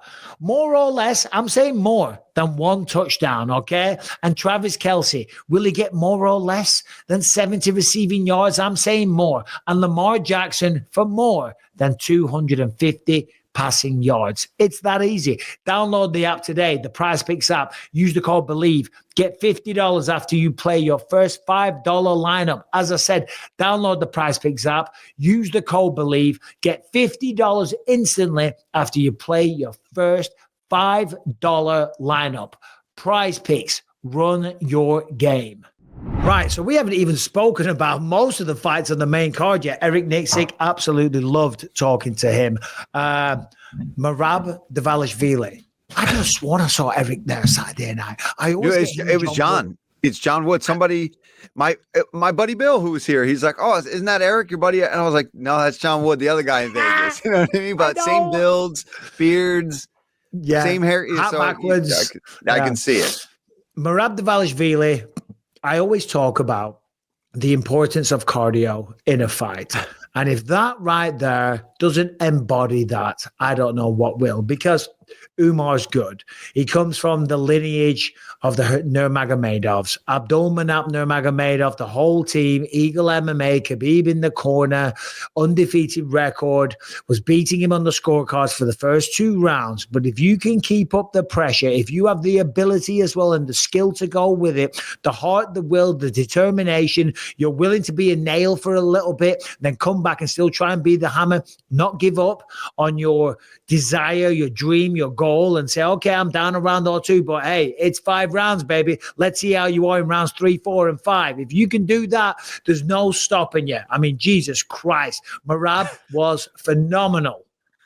I as soon as it got into the third and it started going Merab's way, I was like, man, I was wrong. I should have backed this guy. He's such a savage in there. And I just, every time, not that I underestimate it, and a lot of times I'm picking Merab to win, but I thought Umar was going to be able to just do more work on the feet, but Merab, his stand-up is effective enough with the gas tank that he brings and the amount of takedowns that he's willing to not get in order to push the pace, because you have to wrestle defensively. And Merab can wrestle offensively all day. So if you don't have that gas tank to do that and then still strike, you're done. Yeah. You're and done. He was swinging as well. I mean, he was because he kept pump faking that takedown and he was throwing that overhand like a monster. Hooks like crazy, like a machine. Putting a show on as well. Harrington and Brian jump on. I know Brian was keeping track. How did we do in the predictions? I know I got the well. Right, so bad. Did I say Islam Harrington jump on? Did I say Merab? I have been slacking. I didn't do the tallies yet. I meant to do them last night. I don't think I got any. So as far as I remember, everybody was on Islam except for Paul. Everybody was on Umar. You had. I picked Merab. You picked Merab. You sure? I'm pretty sure. I mean, if we have a record of it. I believe you had RDR and Almeida. I know you had Jiri. So if you had Merab, that means a full clean sweep for you, Michael. Jesus Christ. I mean, come on, let's go. No, Merab was awesome. He really was. It was incredible. And then, putting on the show, hyping everyone up, chatting away to Dana or whoever it was, on the front row by the octagon, the whole time. I'm pretty sure it was Mario Lopez. Oh, was it really? Okay. Entertainment tonight. Mario Lopez. Oh, Slater, shit. baby. Slater. Yeah. No, he was phenomenal, man. He was phenomenal. And I think, and we'll get to Jiri and Jamahal in a minute, I think now, I don't think there's anyone to beat Islam. I don't think there's anybody to beat Merab. I really don't. I mean, what do we do with Merab? I don't think there's anyone to beat Ilia Topuria. There's probably not anyone to beat Pantoja. Granted, there's always the next guy. But I don't think that guy has materialized yet. When you look at Merab, O'Malley beaten, Umar beaten, Piotr Jan beaten. Sandhagen hasn't fought, but I would pick him to beat him. After that, we're getting down to 5 and 6. Marlon Vera, Cejudo, number 7. I don't see anybody anytime soon beating Merab. No. And I mean, and Cejudo is coming back against Song Yadong, right? Isn't that the fight that's happening? Yeah. So, I mean, I guess we closely watch that fight and see how Cejudo looks coming back, see if Song can get a big win over a former champ. You're right. I think that's Merab already beat Cejudo last year. Yeah. Then I don't know. Beat him quite convincingly, to be honest. No disrespect to Cejudo, of course. But if Song, let's say Song, God forbid, goes and gets a dominant win, I mean, is he coming off a loss though, Song, or is he on a win streak right now? I'm not sure. Hey, if he beats Cejudo, it doesn't matter, right? And they need an opponent. Yeah, I agree. Then that'll be the guy. Right. All right, Jiri versus Jamahal. Right. Oh my God, what a fight! I love Jiri. He walks on, stops, stares. Do you know what I mean? Just holds it, and he did it with Alex Pereira, and he's done it before. And a lot of the credit goes to Alex, but it's got to go to Jiri as well, man. He's such an enigma. You know what I mean? We spoke to him last week or whenever it was. What a fight. I mean, he was talking at the post-fight presser. He was like, yes, my hands were up. I'm like, bro, no, they weren't. The hands were kind of down. The head movement was fast as lightning. Oh, my God. You can see he worked up. Slip, right hand, roll under, right hand, left hook. Bro, dropped him in the first round. Looked like Jamahal Hill was done in that first round. Everybody likes to chat shit right now on Jamahal because he kind of, he's turned himself into a heel, shall we say? Yeah, you can't doubt the heart because he fought his ass off. He was done in the first. Gets up, gets dropped again. Works his way back to the feet again. Then he's blowing out of his ass. He looked exhausted, and then arguably won the second round. It was close. So he is a dog, man. He fights. Yeah, I know he lost.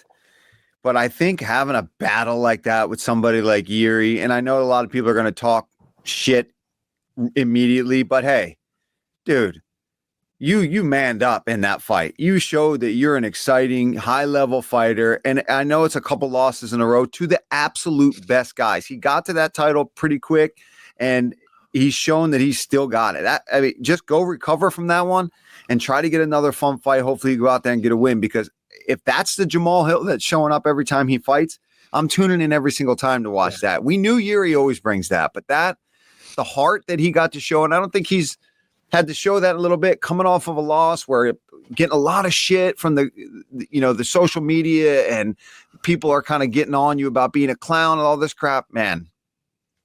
That's the kind of fight you come back with. I thought he was going to win. I really did. I thought he would catch Jiri, but you're right. The head movement was even with his hands down, he was making him miss bad and then countering back so beautifully. I'm glad I picked Jiri. And then Jiri, okay. And then Jiri as well, bringing out the lady with cancer and shaving his head in solidarity and stuff. He's just a good guy, man. He's just a good guy. Hey, Brian, can you play what I sent to the text post-fight interview? When he was speaking with Megan Levy. It's hilarious. And because here's the thing. Jiri does all of his interviews without a translator. Yeah. He's probably, I don't know, maybe not, but he might be the most articulate, deep thinker. But he like can't really say it in scholar English. levels. You know what I mean? Right? I don't speak a lick of Czechoslovakian. Okay, simple as that, right? He's speaking another language. Yes, and there's a lot of pauses and this and that, and he's thinking what to say. He's stretching and trying to clutch and find the words. So people, I think they get the wrong idea. But he did an interview with Megan Ali, and he said, "How do you celebrate?" He's like, "I had two friends." That are two guys that are two crazy bastards, village. Basically. Two crazy guys that are flew from my village in Czechoslovakia, and we go back to my bedroom. We'll go back to my hotel. I'll show them something. He said, "I'll go back to my hotel. I'm going to show them something." He doesn't understand how that could be misconstrued. We got to get Jiri back on to explain himself on this one. Jiri, what exactly are you showing these crazy guys from Czech? His championship quality. Okay, that's all it is. That's nothing else. He's like, I'm good to go a few extra rounds, boys, if you want. Nah, Jiri's the man. I feel like he meant to say, like, I'm going to go party with these crazy guys at my hotel, but it didn't come across like that. He was walking down the strip as well. I saw some little Instagram stories interacting with fans and stuff. There was some dude that was like a Jiri impersonator with like a bowler hat on and he was Jamahal Hill ran into him too. Oh, did he really? The impersonator, and he like took a picture and everything with him. He was that's cool. Good guy about it. Yeah. Yeah, no, what a fight, man. Absolutely phenomenal. And then also we had Jailton Almeida. Hey, fair play. Jailton Almeida. I've been a little critical of him because he's clearly able. He's clearly a beast, a specimen, big, strong, powerful, technical, amazing wrestling. But I didn't see a sense of urgency for trying to finish fights. And mainly that was because of his win over Derek Lewis, where he had Mount's position essentially for 5 rounds and just chose to smother him. I didn't like that. Lost to Curtis Blades, comes back, submits Romanov in the first round, and then just beats Sergey Spivac in the first round. After getting thrown, hits him with a beautiful sweep, and then boom, vicious, fast, powerful right hand, I think it was, follows it up and gets a stoppage. That was a great performance. Beautiful, man. And I kind of was surprised at first when Spivac got him down like that. And I was like, oh, maybe this is not going to go the way that I kind of thought it was going to go. And when he hit that little sweep and showed his jiu-jitsu and then just control and power from there, I was like, oh, never mind. I mean, to be able to do that to a big heavyweight like Spivac and make it look easy, he just seemed in control, and he's so athletic for that weight class, man. He's a problem. He's a problem. 6'4", right? Yeah. Because when I don't know why, I always thought he was kind of a shorter, stockier heavyweight. Yeah. He's 6'4", man, built like an absolute brick shit house. Like a tank. Fast, powerful, explosive. The man can wrestle. You know what I mean? All right. He hung on to that leg too long against Curtis Blades and ate some nasty elbows. He called out Tom Aspinall. Don't think that's going to happen. But I tell you what, there is big, big things in his future.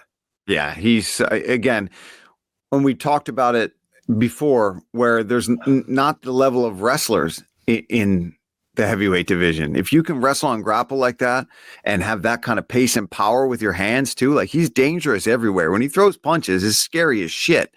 Yeah. And then on top of that, if he gets on top of you, you're in a shitstorm of trouble.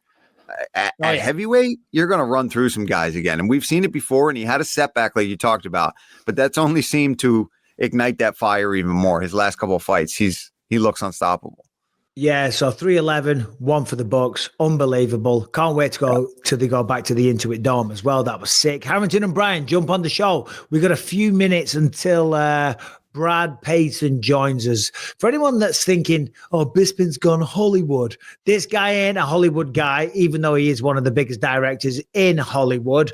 What was that show that you loved of his, Harrington?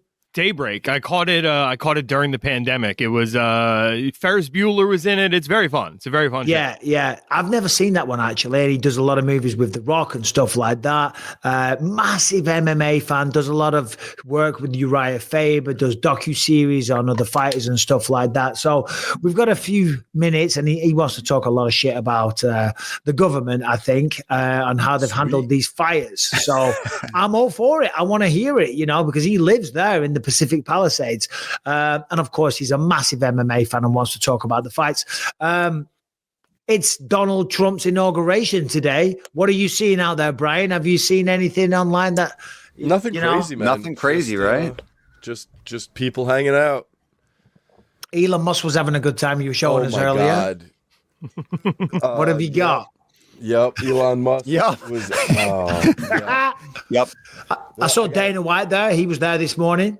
Joe was there. Joe Rogan sitting right by Barack Obama. That's it's crazy. Unbelievable. That's crazy. That's what I was just going to say. Listen, fair play. Dana White, you know what I mean? I mean, look what he did with the UFC. Now he's up there in a position of massive power. He's on the board for Meta these days as well. I mean, if that isn't inspirational, and you can all call me a bootlicker all you want. Shut the up. Be inspired, boys. You hear what Zuckerberg said? He was like, I have all the control of the company. I nobody can tell me what to do. So instead of having like a board of investors and all this other shit, he just surrounded himself with the best business people he could find. Yeah. So Dana White really fits that bill. Yeah, clearly knows business. Do you guys want to see how autistic Elon Musk is? Show it up. Sure. So this is him throwing his heart out to the crowd, everybody. I mean, come on, dude. My heart goes out to you. Thank you. I like it. He said it. Yeah, God bless him. I think that's incredible. You know what I mean? I think he's got the best intentions. All these bloody dickheads complaining and whining and whinging. I like him being involved. He's the richest man on the bloody planet. I don't think he's got financial agendas where he's trying to screw people out of money. No, he wants to do the right thing. Well, I don't know. I mean, he named his government department after the meme coin that he's made millions and millions of dollars on. It seems like everything this guy does is at least somewhat intentional. So throwing out a gesture like that to a crowd, yeah, no, I like that Department of Government Efficiency. It definitely needs some. If you can have a little play on words, Well, the Tesla line, the model letters, all add up to sexy. Oh yeah, S3XY. All right. He's a very anagrammy kind of guy. Yeah, he's a silly guy. What should we talk about? What have we got, Harrington? Do we have a non-MMA story? I saw the ones you put in. They were a little. Do we have any MMA news? Yeah, I think the biggest MMA news, the announcement during the pay-per-view the other day, UFC 313 has both a main event and a co-main event. Poatan Alex Pereira versus Magomed Ankalaev, and Justin Gaethje versus the man right behind you there, Paul, Dan Hooker, set for UFC 313 at the T-Mobile Arena in Las Vegas. Yeah, I'm glad you brought that up. Thanks, Harrington. There it is. What a fight that was. Auckland, New Zealand. That's when the Iron Lung was born. Magomed Ankalaev, Alex Pereira. It's the fight that needs to happen. Yeah. Because I think Alex was kind of messing around, saying that he was going to be fighting somebody else. It's not going to be Magomed. I think he was just trolling him and just pissing him off and winding him up and setting the internet ablaze. That's the fight that needs to happen. I think that's the toughest fight in the division for him. No offense to Jiri, Jamahal, or Khalil, not the biggest 205ers.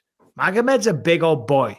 He can strike. Yeah. He's got power. He can wrestle as well, but that's not his first skill set, so to speak. But this will be the one. If there's any doubters out there, of Alex Pereira saying, well, he's not taking on the toughest competition, this fight will silence that. Yeah, and I think it's great that he got to win a lot of other fights to build up to it, right? You like to see champions get to kind of be in their champion status for a while, and he's a guy that brings the action and done a lot for the company, stepping in and taking on these big fights. So, but now it's time. Like he's not hiding away from it. He's ready for it. Like you said, he might have been messing with him a little bit just to piss him off. But dude, he recently was in the Pocono Mountains here in Pennsylvania. Some clips of him in the woods, like hitting pads with a coach in the Poconos. That's like the mountain ski snowboard town. Oh yeah. That we would drive to from Philadelphia to go on vacation in the mountains and stuff. He was in the Poconos, I saw recently. I was like, what the hell is Powhatan doing in the Poconos? So I got to find out why the hell he was. There's some jokes there, some Indian jokes there. Pocahontas. Poking a lot of things, huh? Oh, yeah. Hey, fair play. The man's a world champion. You know, what he gets up to in his spare time, God bless him. Also, Justin Gaethje, Dan Hooker. What's your thoughts on that? I love that fight, man. I love that fight. It's another tough matchup. Gaethje only gets the best guys, and I think Dan has put himself back into that picture. You know, he had some setbacks for a while, and it looked like maybe the best years were behind him, but recently got a few new tattoos and comes back a whole different man, you know, and momentum's a hell of a thing. And I think it's truly on the side of Dan Hooker going into this one. I love Justin Gaethje, but you know, and he knows it. He's the first to admit that his career can't be as long as some others because of the way he fights, but that's a banger. I love that fight. I'm glad it's happening. Because, you know, Justin Gaethje, Dan Hooker, he's so tall and he's a great striker. But anyway, never mind that. Look at this guy, the one, the only, one of the greatest directors on the planet, one of my friends, MMA fan extraordinaire, Brad Peyton. Wow, that's a good entrance. I like that. That's how we do it on the Believe in Me podcast. Brad, I'm not sure if you've ever met Paul Felder, who is a thespian as well. I know. I've heard you went to. Nice to meet you. You went to theater school, is that right? I did, yeah. I went to University of the Arts and studied theater. So I think you know a buddy of mine, Evan Jonikite. Yeah. Oh, yeah. I put in the Philly scene for a while, and then he moved on to bigger and better things. I had Jason Momoa kill him on television. There you go. Son of a bitch. Never mind. He's. You know, anytime I mention acting on here, Brad, I get. I know. They're like, oh, he's gone all Hollywood and this and that, and then now we're talking about this. All the fans are like, dickhead. I'm like, Brad's a huge MMA fan. We're not all sitting here and talking about Oscars and Golden Globes and shit like that. You're a huge MMA fan. You're an acclaimed director, of course, and of course, you've got a lot to say about the recent events that happened in Los Angeles recently as well. Yeah, it's pretty wild. Where do you want to start, Mike? What are you most interested in hearing from my slightly slanted perspective? Well, we love a slanted perspective. Let's go with that. Okay, the Los Angeles fires. Obviously, you're there. You're living in it. Yeah, we're seeing a lot of things on the news. I'm in Orange County, but I'm not there like you are. Yeah. Please, I'd love to hear. Well, so I live in Altadena, and the night the fires broke out, it was really bad because my fiance had downloaded this Citizens app, and she was listening to the police scanners, and they were literally directing the fire trucks to a house that was 2 doors down from us, and they were saying we have a multiple structure fire, and they're giving the addresses out, and I'm like, that's 2 doors away from our house. And then as the fires started popping up, they were describing the area literally around our house. We live at the bottom of Eaton Canyon. And so where the fire started was in Eaton Canyon. And then it basically blew both ways. And I drove up the next morning because I had a vehicle there. I had actually been traveling. So I came back to an Airbnb in Hollywood, which I'll get into because there's a whole thing with the insurance company I am ready to vent about that's just wild. But I was in this Airbnb in Hollywood, and so we didn't even get up there till the next day. And I swear to you, you couldn't imagine it. I was shocked because I pull up to my house, the doormats are on fire of my house. All the doormats are on fire. The next door house has 3 fire trucks out front, and they're putting out that fire. And the house behind me is completely gone. There's just a pile of ash where a house was. So that's my first introduction to my neighborhood. So I have to go get a hose down my mats. I go inside my house. There's literally black streaks from smoke in all the doorways. So, and and like where there's cement, brick walls, the fire had caught on the shrubbery, but not caught the house on fire because of the brick. So we got so lucky. And for 2 days, my gardener was out and we were like watering down the house and the roof and cutting down everything because the fires were still going. But the real shocker, honestly, was driving into the neighborhood when it was block after block after block of total decimation. And this was the morning after the first night. So I think it was like Tuesday night, it like really kicked up. So this was like Wednesday morning. I swear, like as we were there, there's like explosions going off from propane tanks, like in people's yards, their barbecues are just exploding. And then you'll look over and there'll be like very fast moving, like really rapid black smoke just firing out of a house. I did like I was snapping pictures everywhere, of course, like the inner director in me is like, ooh, let's roll video. Whatever. I was just like, I got to capture this. This is crazy looking. I was sitting there. There's an elementary school in our neighborhood. And it was me and my fiance, as we're sitting there, like, taking a picture of it or rolling video, the school is still burning, like flowing flames. And the fire truck just rolls by, like just abandons it because they're like, we can't save this building. And then as we talk to the firefighters, I'm like, so what's your plan for tonight? I'm like, holy shit, like my house might actually make it. He was like, we're out of water. There's no water in these hydrants. So this is day one. It's day one of this event. And so like, and I honestly, like, I can't, like, the one thing I want to say is I feel very fortunate. My house is still there, right? Like my family is safe. My dogs are safe. The blessing in disguise here is because of another insurance issue. I had to be in an Airbnb. So I didn't suffer like the traumatic experience a lot of my neighbors did, because what had happened was they were told to evacuate at 2, but not permanently. And at 6 p.m., they were like, we left our pets at home. There were people flooding back in to get they weren't told like, you're not coming back in. So a lot of people were getting knocks on their door being like, you have 10 minutes, pack up your stuff and go, like, you got to go. And so there's a lot of my neighbors were like, we had 10 minutes with the sheriff's department out in front of our house being like, get your pets, get your valuables. You need to be out right now. So we kind of avoided that, but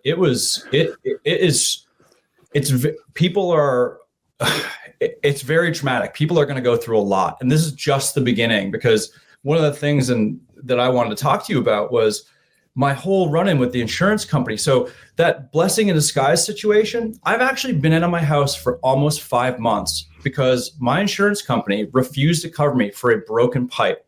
Now, not only Brad, before we get into that, because I want to hear that, but I'm just very curious to ask you one question there. When they said 10 minutes, get your stuff, go. Yeah. What do you grab? Because that's something that we always talk about, and well, not always. It's a conversation that's came up. Yeah. What do you grab when you're living in that situation? So the thing about it is, because I made San Andreas, I have like a go bag, basically. Like I was like, okay, things can get really rough and you got to be prepared. But I'll tell you, like, the truth is you grab very little, man. You grab the medication for your pets. You grab a couple valuables. Like, I have like a watch. I don't really, I may live in Hollywood, but I ain't that fancy, Bisping. I don't have that much stuff. Like, but it was sort of an eye opener where I was like, wow, the stuff that really is important to me are this person, these pets, and this small handful of things. Because, I'm basically a writer director. Everything exists on this laptop for me, and I have collectible stuff and I have like posters and all that. But like at the end of the day, you're like, it's just stuff. I can live without this stuff, So it's a very small bundle of things. So again, we were lucky. Apologies. I was just curious about that, but please continue to shit on the insurance company. Oh my God, man, this is crazy. So I was in Toronto visiting my composer, this guy named Andrew Lockington, has done all my movies and TV shows. Excellent guy. I come back 1:00 in the morning. I walk in, 3/4 of my house is underwater. It's like 1.5 inches of water in my house. My house is piped on the roof. So I'm like, I don't understand this. Like, what's going on? I do everything by the book, because at this point, I've heard the rumors, like State Farmers pulling out of California. They're being really difficult.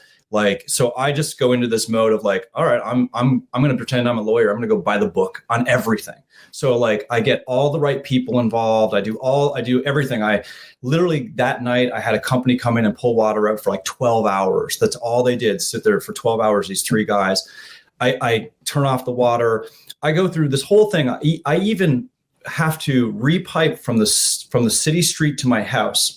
I call out State Farm. They deny the claim. They say, no, you fixed the problem. We can't prove it. And I said, I didn't fix the problem. There's a leak in this room. It's under the slab. I followed the letter of the law. I like mitigated the problem. I fixed the water coming into the house, so this will never happen again. So they deny me.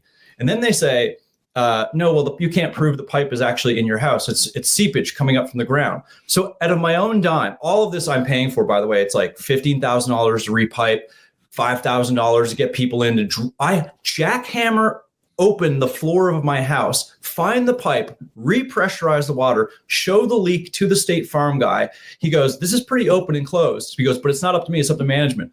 Guess what happens 2 days later? Denial, second denial.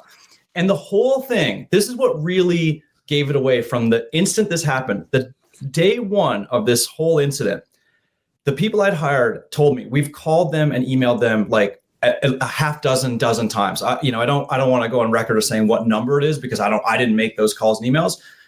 The second day, I get an email from the insurance company saying, you failed to answer our calls and emails. And then they send a letter 2 days later saying, you failed to do this. And I'm like, I have literally been calling you 12 times a day and you refuse to take my calls. And they're emailing me and sending me letters saying I'm failing to answer their phone calls. So I instantly knew right away, this is a numbers game. They're not actually trying to help me whatsoever. And then as I dug into it with like the lawyers and everything, they're basically saying the insurance companies are not there to protect you. By the way, this whole process, no humanity to it whatsoever. It's just a complete math equation, man. So they basically deny everybody and wait for the one person in 20 who has the resources to bring them to court. Back. And then they'll settle. And it's disgusting because it's like, I've not been in my house for 5 months. I can't even start to fix my house until State Farm sends somebody to investigate the house, which, by the way, they'll take 60 days to do. And my lawyer straight up said, expect them to show up on day 59. Yeah, of course. Wow. Because they're just going to drag everything out. So it's my thing is when this was happening, I just was like, people need to realize like, this is a traumatic experience. I feel it, and I didn't even lose my home, but I feel it. My fiance we all feel it. It's like your life just completely changed. Like everything I pull out of my house smells like smoke. Like I can't go to my house.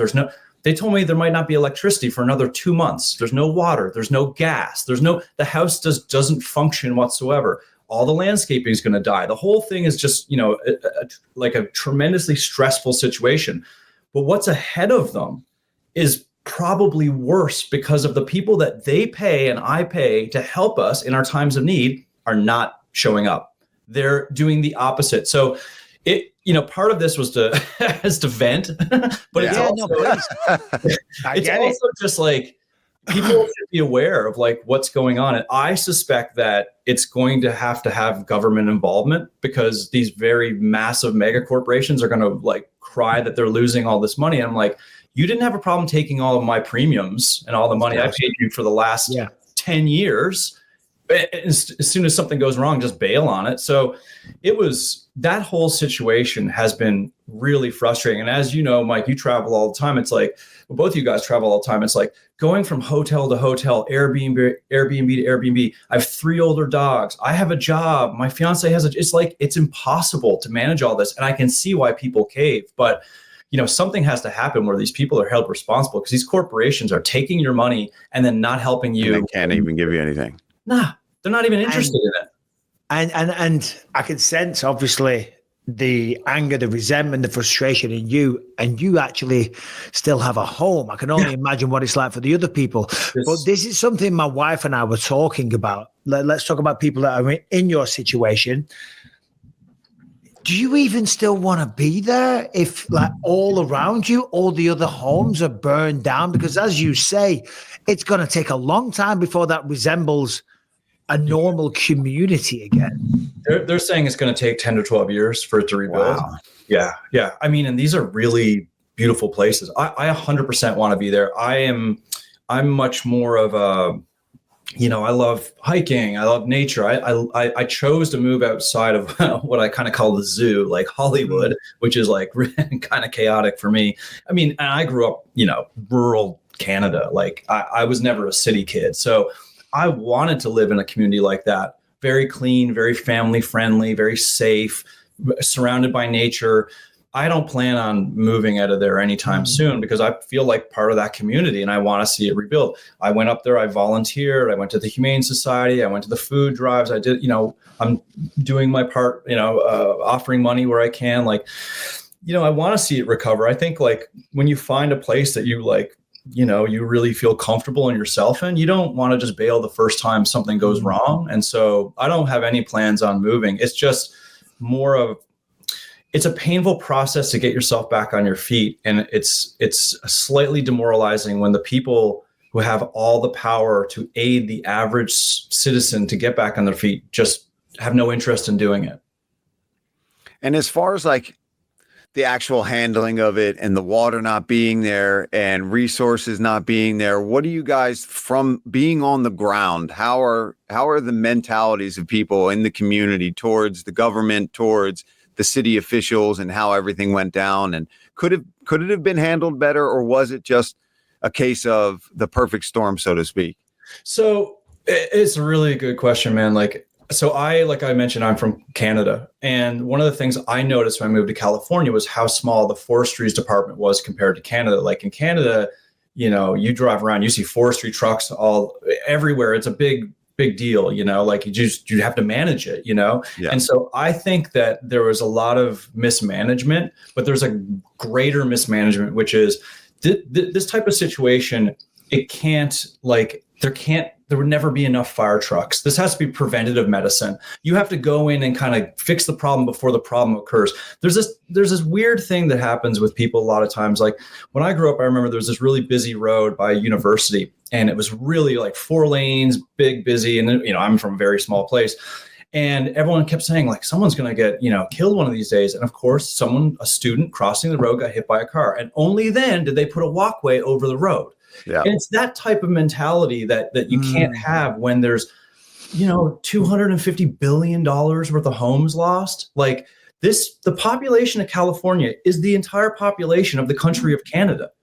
Like you can't handle these types of things and just be like, well, I hope it sorts itself out. It's like, no, you have to be preventative, and you have to have leadership that steps in when the people need it and try to avoid these things, not react to these things. So there's a lot of frustration here. I think there's a lot of people I think there's a lot of hope that people will step up because people are being very vocal in their opinions of how this wasn't handled correctly. And there's also a kind of a bonding amongst the people of like, we're going to help each other out. And but that pisses me off though. I mean, it's great. It's beautiful, but you shouldn't be having to come together and say, right, we're going to handle this community. We're all going to help each other out. And it's amazing seeing everybody come out of the woodwork and supporting and donating and this and that. Fuck that. It's the 6th largest economy in the world, right? The amount of money that it generates is insane. The fire hydrants were empty of water. The reservoirs had no water in them. It's a monumental up. They dish out $750 as a one-time payment. Do you know what I mean? It's like, could you give me a bigger slap in the face, please? Yeah, I mean, you've seen all the conspiracies. What is your kind of, like they're trying to make a smart city in 2028 and this was all planned. What is your reaction to all that kind of stuff? Oh, man, there's so many conspiracies now. I have no idea. Come on, keep coming on the show. You'll hear about them all the time. I mean, I think there's definitely something weird going on. The fact that they're like the water reservoirs were empty. I don't know that to be fact, but if that's true, that's very, very strange. I just think there's a general massive mismanagement of like the government power of what's important and what's not. And now they're starting to see like there's a common sense to this that was not followed through on.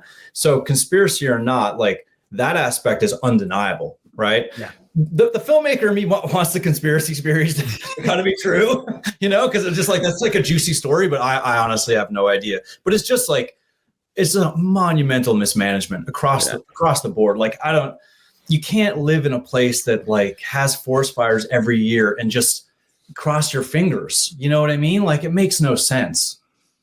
Yeah, no, It doesn't. It makes no sense at all. I'm glad your house is still standing, and I hope everybody gets the support that they need. The insurance companies, they're bastards. They cancelled ours last year. They cancelled ours, cancelled a lot of people's.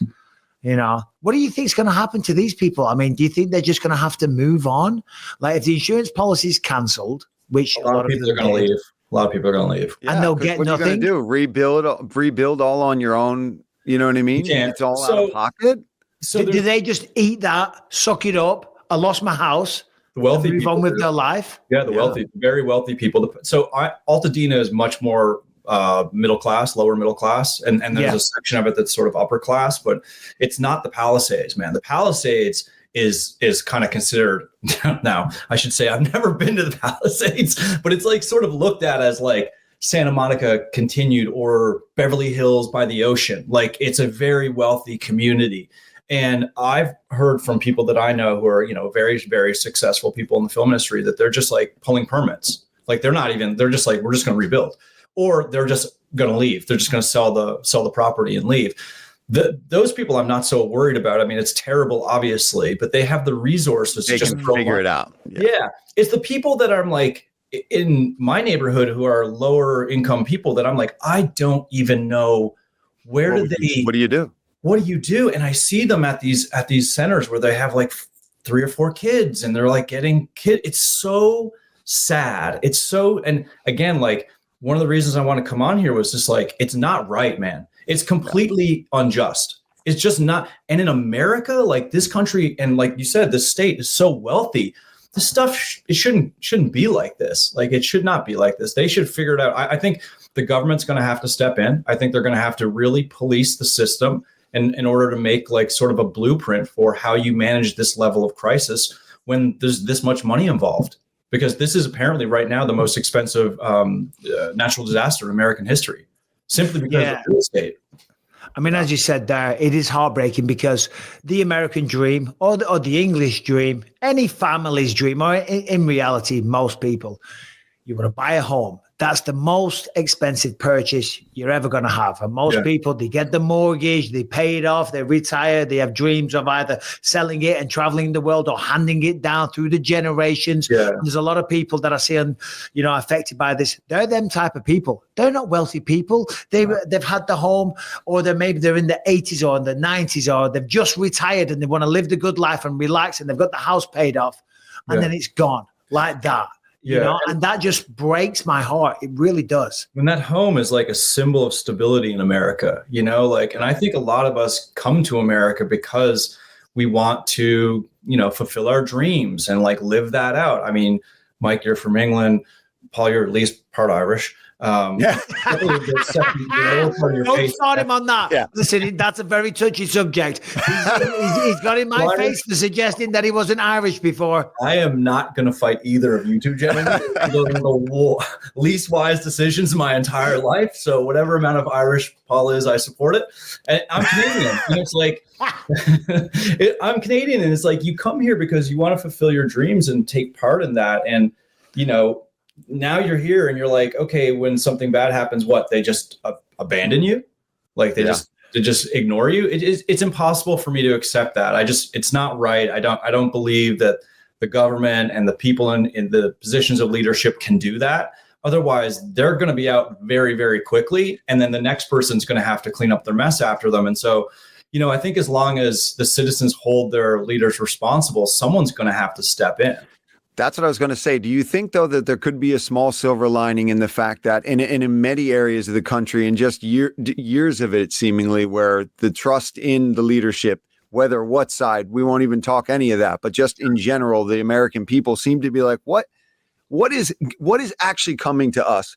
Why are we electing people? Why are we doing this? Yeah. And maybe people now will start to be more like, okay, we do need to be on top of who is running this, who's running the parks, and who's making sure that there's preventative things being. And like Michael said, it's not necessarily what people thought should be the job of the people, but really it is, right? It is our responsibility to at least make sure that these things are done. Yeah. I think it's our responsibility to elect the right person. The and just stay on top of it. And I know that's a pain in the ass for any of us, but It's like, especially in California, where things like this happen every year, like you said. Yeah. I mean, you shouldn't have to.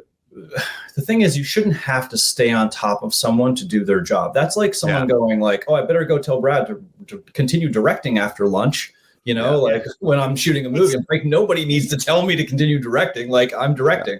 Like our boss, Zach Candito over at the UFC, our head of production. It's like him saying, every time we commentate, you better know who these fighters are this weekend because that's your job. It's like, no, that's our job. We do that. We take that for granted that we have to have the knowledge. Yeah. And these people in leadership, like, once they're in, you shouldn't have to police them in these moments. Maybe there's some policing that needs to be done, and they need to be held accountable. The biggest issue I can see is that, like, when I think about the sort of shared reality that we're all in right now, what's different than ever before is that we're sort of in like this age of information. We can get information so rapidly that it's shocking, actually, like how quickly you can find. And also, there's disinformation. But the problem right now is with that sort of new reality that we can all just get as much information as quickly as we want, we're impatient. And now we're living in a society where it's like, I don't want to wait half a year, 6 months to hear from somebody of what they're going to do. I want to hear today what they're going to do about the disaster that happened yesterday. Yeah, because we know the problem right now. Yeah, exactly. And so again, the sensation that I get is, the leadership comes out and speaks, or in this case of the insurance companies, they don't speak, and they just sort of wait. And it's like a waiting game. Well, if we wait long enough, like this will die down. There'll be another thing in the news that'll pop off. We'll stop talking about it. People will care less. And I'm just like, okay, that can't happen here. There's no way that anyone can let that happen. So as much as I don't think it's our responsibility to sort of police the people in power, I think in cases like this, we may have to. People may have to go like, what is happening? It's been 2 weeks. You've regrouped, assumedly, like, what are you going to do? So that's what I hope to see next, is like people kind of continue to put them on the hot seat until they come up with an actual plan and actually tell us what the plan is in order to like correct things. Because right now it's just like, like to Mike's point, it's just a bunch of the community kind of banding together, but we don't get a strong sense of what the big leadership plays are going to be in order to put us back on our feet. Yeah, there needs to be, a fund of some sort dedicated. It's going to be a large fund to rehome or rebuild these people, not just put them in temporary accommodation. No. They need their houses back. Yeah. That was paid for by tax-paid money. They earned that the hard way. When the house is burned down. It's bloody awful. Brad, another great thing, another reason why I love talking to you is that you're a massive MMA fan. I was saying anytime I'm commentating, there's always a text from you about the fights or whatever. And not only are you a fan, but you've produced some like mini docu-series and things with Uriah Faber. Just tell us a little bit about that side of things. Yeah, I've been meeting with the UFC about doing like a reality series. I helped do like a small reality series on like a regional promotion, like kind of bringing people up into the UFC. And I'm fascinated by, like, I used to follow basketball because I used to play it a long time ago, and I have not played in a long time. But the fighting for me is just, it's so raw a sport, and it's such like, there's nothing else like it in terms of just the sensation of like seeing these two athletes at this high level. And, speaking of like this weekend's fights, like Merab and how he puts his cardio on people. For people who are like watching or listening to this, if you've never fought at all, or you've never trained with a fighter, try doing one amateur 3-minute round where they pressure you. And it will be the closest thing you come to death without dying. It drains the life out of you. So we shot a show in Albuquerque, and of course Jackson Wink was out there, and I'm like, I gotta go to Jackson Wink. I gotta check this out. And one of the guys, like, there was like Keith Jardine was an extra on the show. There was like people around. There's like, oh yeah, like, let me just text a guy for you, whatever. So I go in there, and the guy's like, have you ever done like a round of sparring? At this point, I'm like, nah, I haven't done anything. And by the way, I went with like a bunch of the cast, which were on that like 20-year-old kids. So of course I look like the old man. Like, it was terrible. Everyone was just like dancing circles around me. But he puts me in a ring and he just does pad work with me, but he does it in a way where he's pressuring me the entire time. And I swear to God, man, every 30 seconds I'd look at that clock. That 3 minutes could not come quick enough. And so I just have like a really deep appreciation for the athleticism, the training, the lifestyle, the regiment that these guys, you know, have to go through to like do their sport or, you know, get paid. And it's, I don't know, I'm deeply fascinated by it because I think most people have no idea how hard it actually is. Like it's a brutal sport, but it's like, I always say to people, they're like, oh, we had like an NFL guy in here in the gym last week. And I'm like, put an MMA guy in the gym. I bet you he would like crush everybody in here because it's just like the athleticism's on another level. So yeah, I've just been a big fan for a long time.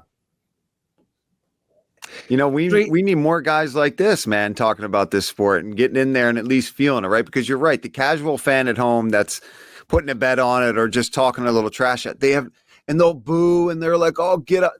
And that's the pressure and the grappling and the pace that is set in the high level MMA sucks so bad.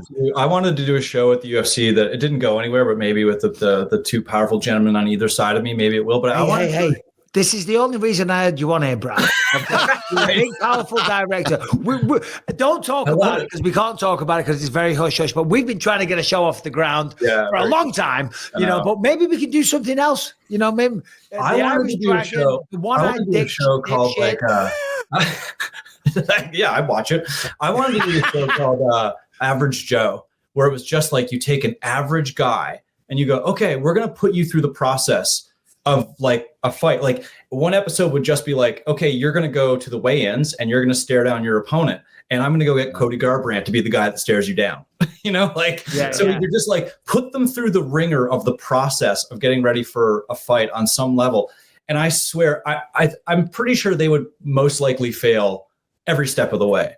Because the weight cut, most people couldn't do that, let alone you'd kill people. You'd kill people if they had to do the weight cut. Yeah. My God, I see people in the sauna can't last 5 minutes at the local gym, yet alone cut 20 but the weight cuts are stupid, though. They are. We shouldn't be doing the weight cuts. So it's wild. You know, it's so funny though. People are so fascinated by that. Like you talk to people that haven't been involved in the sport, Michael. Like people always asking me about. What's it like to do the weight cut? What's the diet like? How do you get that lean? It's so extreme. And also you guys step up there on the scales and you all look like superheroes. And all of our girlfriends and fiancés are like, why don't you look like that? And I'm like, that guy almost died. Yeah, that guy's dying. That guy's dying to look like. He's thinking about cheeseburgers on a couch, drinking a beer, watching Netflix and doing nothing. Yeah. He may look great, but trust me, his mind is he's crying inside. Yeah. Exactly. So I actually love the idea of sort of trying to put it in perspective to the general audience of like, because here's the thing, the UFC is the biggest, league in the world by a lot. And so, to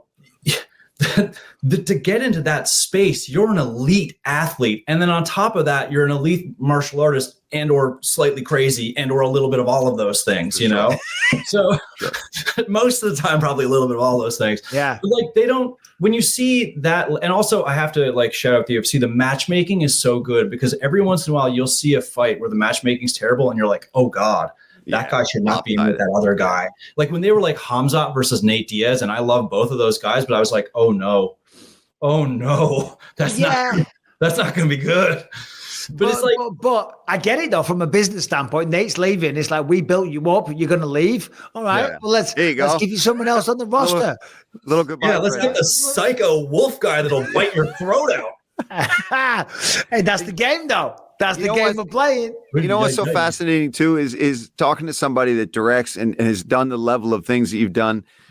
When you look at MMA and how it's been presented sometimes, I feel like that's what's being missed too, is kind of the story of the real struggles and what really athletes to get to that level go through in mixed martial arts. Because it's different than boxing. It's different than NFL where you're kind of groomed from when you're a senior in high school to your college pick. These guys come out of absolutely nowhere in our sport, and they kind of almost find this because they're a little bit of an outcast. And I just feel like that hasn't really been showcased quite yet. Yeah, I think it'll be showcased more and more as there's more and more stars. Of course, I think the UFC is doing a really good job of sort of building up their stars now because at the beginning, it felt like, I don't want to say they got lucky, but they had a couple pops, like Ronda Rousey and female MMA was a big pop for the UFC. George St. Pierre made UFC in Canada popular. Like he just blew that sport up when I was a kid. Now the guy that he tried to do it in England with as well. I'm not sure what his name was, but he was a bit of a prick. He was pretty good. He was great when he was sober, which was never. Moving on. It's now what they're. I think what is happening as they build up their stars around the world, because they are really becoming this really great global sport. I think you're right. Like the more you tell the story of the person, that's what we're interested in, right? It's like the athlete is like that 3 rounds or 5 rounds, that 15 minutes or 25 minutes is a glimpse. It's just them showing up on game day, where there's so much at stake, because there is, like, if they're lucky, there's 5 games in the year, 3 fight. You know what I mean? Like it's not like the NBA or whatever. 2 to 3, really. Right. And so I'll go on. Sorry, Brad. I was just going to say, like, seeing behind the scenes and knowing what they've come through to get to that 15 minutes or get to that 25 minutes, I find like very, very exciting. That's the stuff that draws me in. Like, I didn't know where Dagestan was until I learned about Khabib, and you start to see like, oh, I grew up in this village, and it's all of that stuff is super interesting. That's because you're a storyteller. And I know you were telling the story of a Ramon Tavares kind of recently. Yeah. Ramon Tavares, he fought at UFC Tampa. He had a really tough fight against an old friend of mine, David Grant from the UK. Yeah. He was very public with this, and we spoke about this on the broadcast. The week of the fight, his mother's house got shot up by some gangland activity. His brother apparently passed away kind of recently due to the same kind of violence and stuff like that. And the fact that you were with, your little crew following him as he went to the Contender Series. I mean, it's stories like that people just don't hear about. Can you share some of your time following Ramon around? We have almost an entire season in the can of footage following Ramon and probably like 6 or 7 other fighters out of Florida trying to make it into the UFC. We've had a really difficult time finding distribution for it, because right now at Netflix and these other kind of big platforms, they're getting the NBA. They're getting the NFL. Like they're getting, like, they have quarterback, receiver. I think it was Starting Five was the name of the NBA one. And it's hard to get people to pay attention to the unknown, the non-stars. But I'll tell you, the truth of where these people are coming from, what they're going through. I befriended Ramon because I'm fascinated by him. He's not obviously nothing like me whatsoever, but he's a sweet guy, means well. And I think he's like, in some ways, it's a much more extreme version of it, but it's like a lot of people who just want more out of their life. They're stuck in a spot and they're just trying to get ahead, which way they can, because they need to, pay for their kids' diapers and put food on the table, and when you're younger, you might be making, money the wrong way, but they're doing whatever they can, and then they're trying to get out of that life and trying to actually follow their dreams. And you see, like, sometimes that life is trying to pull them back because people don't want to see you, they don't want to see you succeed necessarily, and so Ramon is a really great example of that, of this guy who's right now sort of on the fence of like, I need to get out of this old life and get into this new life. And for me, like, all I try to do with Ramon and guys that I meet that are in his position is just give him sort of like a little bit of wisdom wherever I can, where it's just like sometimes he'll get down. The other thing is weird about fighters is that people think like they don't have emotions. It's like, no, they're regular human beings, like they're not just robots that punch each other. And he gets, like, Ramon and a lot of these guys, like, they get kind of down because there's a lot of pressure on them, right? Not just at work, but then they go home and whatever, their brother's been killed and they're trying to, pay their rent. It's just, life can be hard for these people. And so I always try to, like, give him some perspective, just saying, like, you're doing everything right. Like, you have peaks and valleys, man. Like, the valley is going to come because there's a peak, and you just got to ride through that and get back to the peak. And we all go through that stuff, and just sort of stick with it. So guys like that I think there's, it would touch a lot of people to see their stories. I think the filmmaker I work with is a guy named Gerard Roxbury, who you guys have probably been seen. Oh, yeah. Yeah, Gerard's been around the scene for a long time. Faber was involved. we feel really good about it, but it's like, yeah, we got to figure out a way to get eyeballs on this. And yeah. All you need is for him to become a star in the UFC. Then you've got gold. Yes, do you know what I mean? It's like, oh, I've got the whole backstory. Pre-UFC, we got the lot. We've got it all on camera. You're winning Oscars. You're selling it for shitloads of money. You're flying there, buddy. I love this. I love this reality. No, the thing about it was like we started doing this. We started filming these guys, and there was like Gerard. I really trust Gerard's point of view on mixed martial arts, and so he said, "Brad, there's this like small combat night. There's this small like feeder league in Florida, but there's like 3 or 4 people here that I really think are going to get in the UFC." And in the time we were filming them, 4 of them got in the UFC. Wow. So I was just like, oh man, I think we have like a show here. And then of course it was like, all right, well, it's harder to sell it than this, but you're right. 1 star or even 1 star making turn. Someone like, Masvidal with the knee knockout, like those moments, you get one of your guys to have a moment like that. And suddenly the world pays attention, Yeah. And it's possible. So, we stick with it. Hopefully the story gets out at some point, but he's a really interesting guy for sure. So let's finish on this. Islam Makhachev. Saturday night, UFC 311, main event, gets it done, relative ease in the first round. Yeah. Does anybody ever beat Islam Makhachev in your opinion? So Charles Oliveira is my favorite fighter. So I would love for Charles to beat Islam. Islam looks untouchable. I love, first of all, I love the rebrand of Money Moicano. I mean, what a great move that was. And now he's just like suits and money and throwing money in the air. I'm cheering for this guy for sure. But Islam looks like he's on another level for sure. Can I quickly tell you my favorite parts of 311?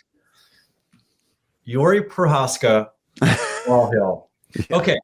I wanted to say this, Mike, because I know obviously a lot of fighters and people in the MMA community are going to watch this. Fighters have to realize that when you walk out to the ring or the octagon, when you walk out, the moment that you're on camera, please God, own it as much as possible. You're only doing yourself a favor because in that moment, for the general public, for us watching, you're the lead character of your own story. Yeah. You get listen to these words, everybody. Sorry to interrupt. Everyone that is a fighter, listen to these words. Continue, please. There's an entertainment aspect, and I'm sitting and I watched, I watched it all. I watched the early prelims. I love it. I think it's a really fascinating sport. It's a really high level sport. When Jiri walked out, and I was like, oh my God, this guy is like a samurai in like a 1950s black and white samurai movie. He had everybody who was watching this with me just go like, oh my God, who's that guy? And the punching and the screaming. And then Jamahal Hill, who, comes out and he just looks like a dude who's going to beat you up behind a convenience store for a pack of smoke. I was like, these 2 guys are so fascinating as just people and they own their moments. And I am not shitting on Jamahal Hill. The shots he took in the first round. Goddamn. Yeah. I was like, everybody wishes every fight had a first round this good. The head movement from Jiri, the shots Jamahal was taking, it was a hell of a fight. And I just, when I was watching, I was like, fighters need to recognize, you need to own every moment you can, because that's what makes the average person sit up and see something, when you witness something unique. And when those 2 guys came out, I was like, okay, here we go. This is what I spent money for. You know what I mean? To me, that's when the card kicked off for sure. And you know what's so great about Jiri, and Michael can attest to this, that's him taking them, but being 100% authentically Jiri Prochazka. That's what's great. Fighters need to know that too. Take the moment, but you got to find what is that for you. Yeah, that's what I think guys got to realize. Don't be Jiri, because that's him. No, you've got to find that in yourself. He's like an enigma wrapped in a riddle simply because of how serious he is. Yeah. He's so serious, and you're like, oh my God, that guy was going to murder everybody. He's so serious. But you're right. It's that's him. But why I wanted to shout out those 2 guys is Jamahal is 100% him, and Jiri is 100% him, and you can tell. And that's the thing, as a director, when you're looking at actors, you're like, I want that vulnerability and that authenticity. you know? And so when people get to a place where they're comfortable, when fighters get to a place where they're comfortable, and some guys just show up that way. Conor McGregor famously, Muhammad Ali famously just showed up and like, this is who I am. Deal with it, you know? Yeah. And it's just like, that's when fighters really, really stand out. And then the other thing from 311 for me was just the Merab versus baby Khabib Jr. Yeah. It was just like, man, Merab just, dude, I was worried those first 2 rounds. I was like, oh, damn, like this guy's really putting it on him. And then all of a sudden in round 3, it was just like a different thing happened. And I was pointing out to my fiance, I was like, do you understand how hard it is to do what that guy's doing to that other guy? Like, this is crazy. Like, that level of fighting was so high, and I just couldn't believe it. Like, I thought, okay, Merab has finally met like someone who can like withstand the pressure, you know, like, and really just like, two people just like banging into each other. But man, round 3 through 5, I was just like, this guy's different. This guy's completely. I mean, when the commentators were talking, they were like, oh yeah, like whatever. After his championship win, I went to his house and he was jogging and lifting weights the next morning in his truck. Yeah, but that's Merab. Yeah, he is a little bit like I don't know, he's a little bit crazy when it comes to the training side. The thing about it, I actually can understand this in a different way, obviously, which is I get up every morning, I feed the dogs, make sure fiance is good, and I write, because if I don't write, I don't feel sane. I need to get my ideas out from the weekend and the thoughts I've had. And I feel like some of these guys, that's just how they're born. Like, I feel like Merab's one of those guys where he's like, and even like working with Dwayne, he would say, I need to work out in the morning or I don't feel right, you know? Yeah. And I get it. I think. Yeah, it's like I have to work out first thing in the morning. Otherwise, I have a shitty day. Yeah, that's right. And I think that's like, you know, you're just balancing yourself out. You're building a system that works for you in life. And I feel like as much as everyone's like, Merab's crazy because of this, I'm just like, I kind of get it, because if you loved what you were doing and that part of it was making you feel good about yourself, you'd keep doing it too, even the day after the championship. You know, it actually bodes really well for his longevity because of this, because this is the system that he's built for himself. And I have to say, like, I thought it was a good fight, but I just wanted to also point out that I don't think Merab gets sort of the credit based on his resume. His resume is insane. The people that he fought just to get to the title, it is nuts, is completely nuts. And so when they're like, you know, Merab is like, I don't know, I felt like people were sort of going like, oh yeah, he might lose. I'm like, look at the people he beat to get here. Like, it's crazy resume. Yeah, it's champion after champion: Piotr Jan, Jose Aldo, Henry Cejudo, Sean O'Malley, Umar Nurmagomedov. I mean, and the list goes on. That's like the last 5, and that's the last 5. And there was like 7 before that were just as brutal. You know what I mean? Like, so anyway, I wanted to give that guy props just because I feel like he doesn't get a lot. He doesn't necessarily get enough love because, you know, he's not like Conor McGregor with the funny quips and everything. But I'm like, as a fighter, that guy is a beast, man. Yeah. But you touched on something there, and we'll have to wrap this up in a minute because my editor, Brian, in the background is going to be flipping out. He's like, this is going on too long. Well, he's only got a few hours to turn around. Brian needs to chill. This is gold. I'm giving you gold. Yeah! Come on, Brian, let's go. Thing. But you're so right, because fighters, they do need to stand out because the sport's getting bigger. There's so many fighters. There's so many events happening these days, and there's massive amounts of money to be earned as a successful fighter if you are that guy, if you have that charisma, if you have that, Mike, it's not even that X factor. It's not even necessarily charisma, because, and so maybe this would help some of them think about it. It's like, think about Tyson. He came out in black shorts with a towel over his head. That was it. And people were like, oh God. I remember when, is it Pantoja is the champ now in that way? Alessandro Pantoja. Yeah. Alessandro Pantoja. I fell in love with watching him fight because at one point he came out in his shorts and I was like, whoa, like they all wear shorts, no gear, no, nothing. He jogged out in his shorts and was like, okay, loop me up, let's go. And I was like, I literally turned to my friends and I'm like, whoever's fighting him is dead. Like, because he was like, I'm ready to go right now. You know what I mean? And like, there's nothing scarier than that guy walking out, just being like, go, put the stuff on me. I'm ready. no gear, no nothing. And so like, you don't necessarily, if you don't have like the biggest personality in the world, so what? Mike Tyson was quiet, man. He had a lisp, but when he walked out, black shorts and a towel over his head, and he was like, took off towel, and he's like, all right, let's go. You were like, oh boy. But he was a killer in the ring. Yes. That's the only reason you needed to watch Mike Tyson. Yeah. You know, but the scary factor of just this quiet guy walking out, no flash, was like that. Hey man, if you're in the UFC and you're an excellent fighter, but you don't want to talk, take on something like that.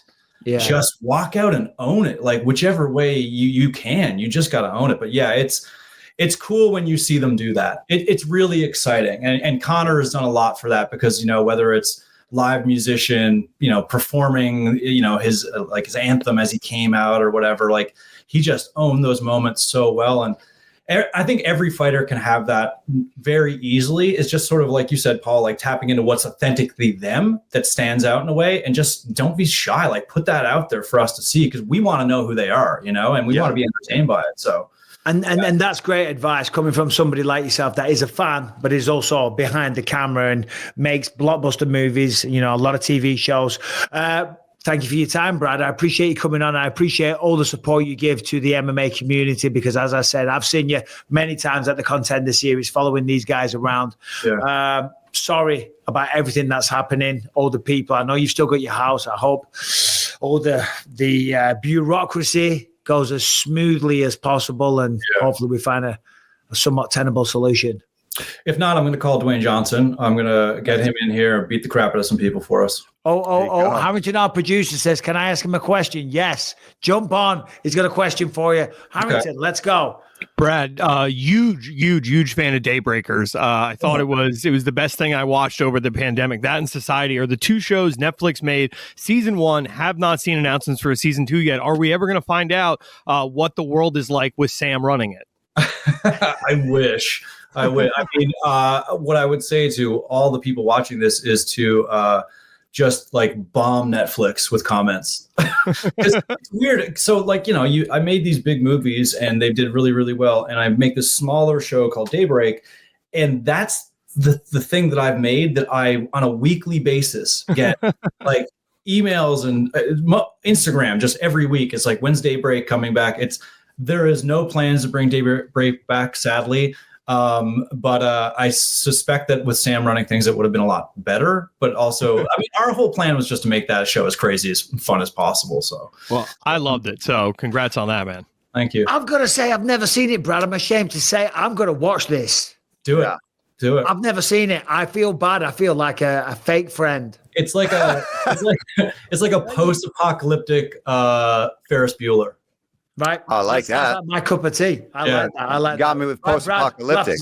Yeah, exactly. It's like, why can't there be comedy in post-apocalypse? Yeah. Awesome. Thank you, Brad, for your time. We'll have to say goodbye there. No doubt I'll see you in the Apex Nice or on the road or something, and we'll grab a beer, we'll grab dinner, we'll do something soon. Brad, thank you, brother. All right, man. Good stuff, man. guys. Thanks. Take care.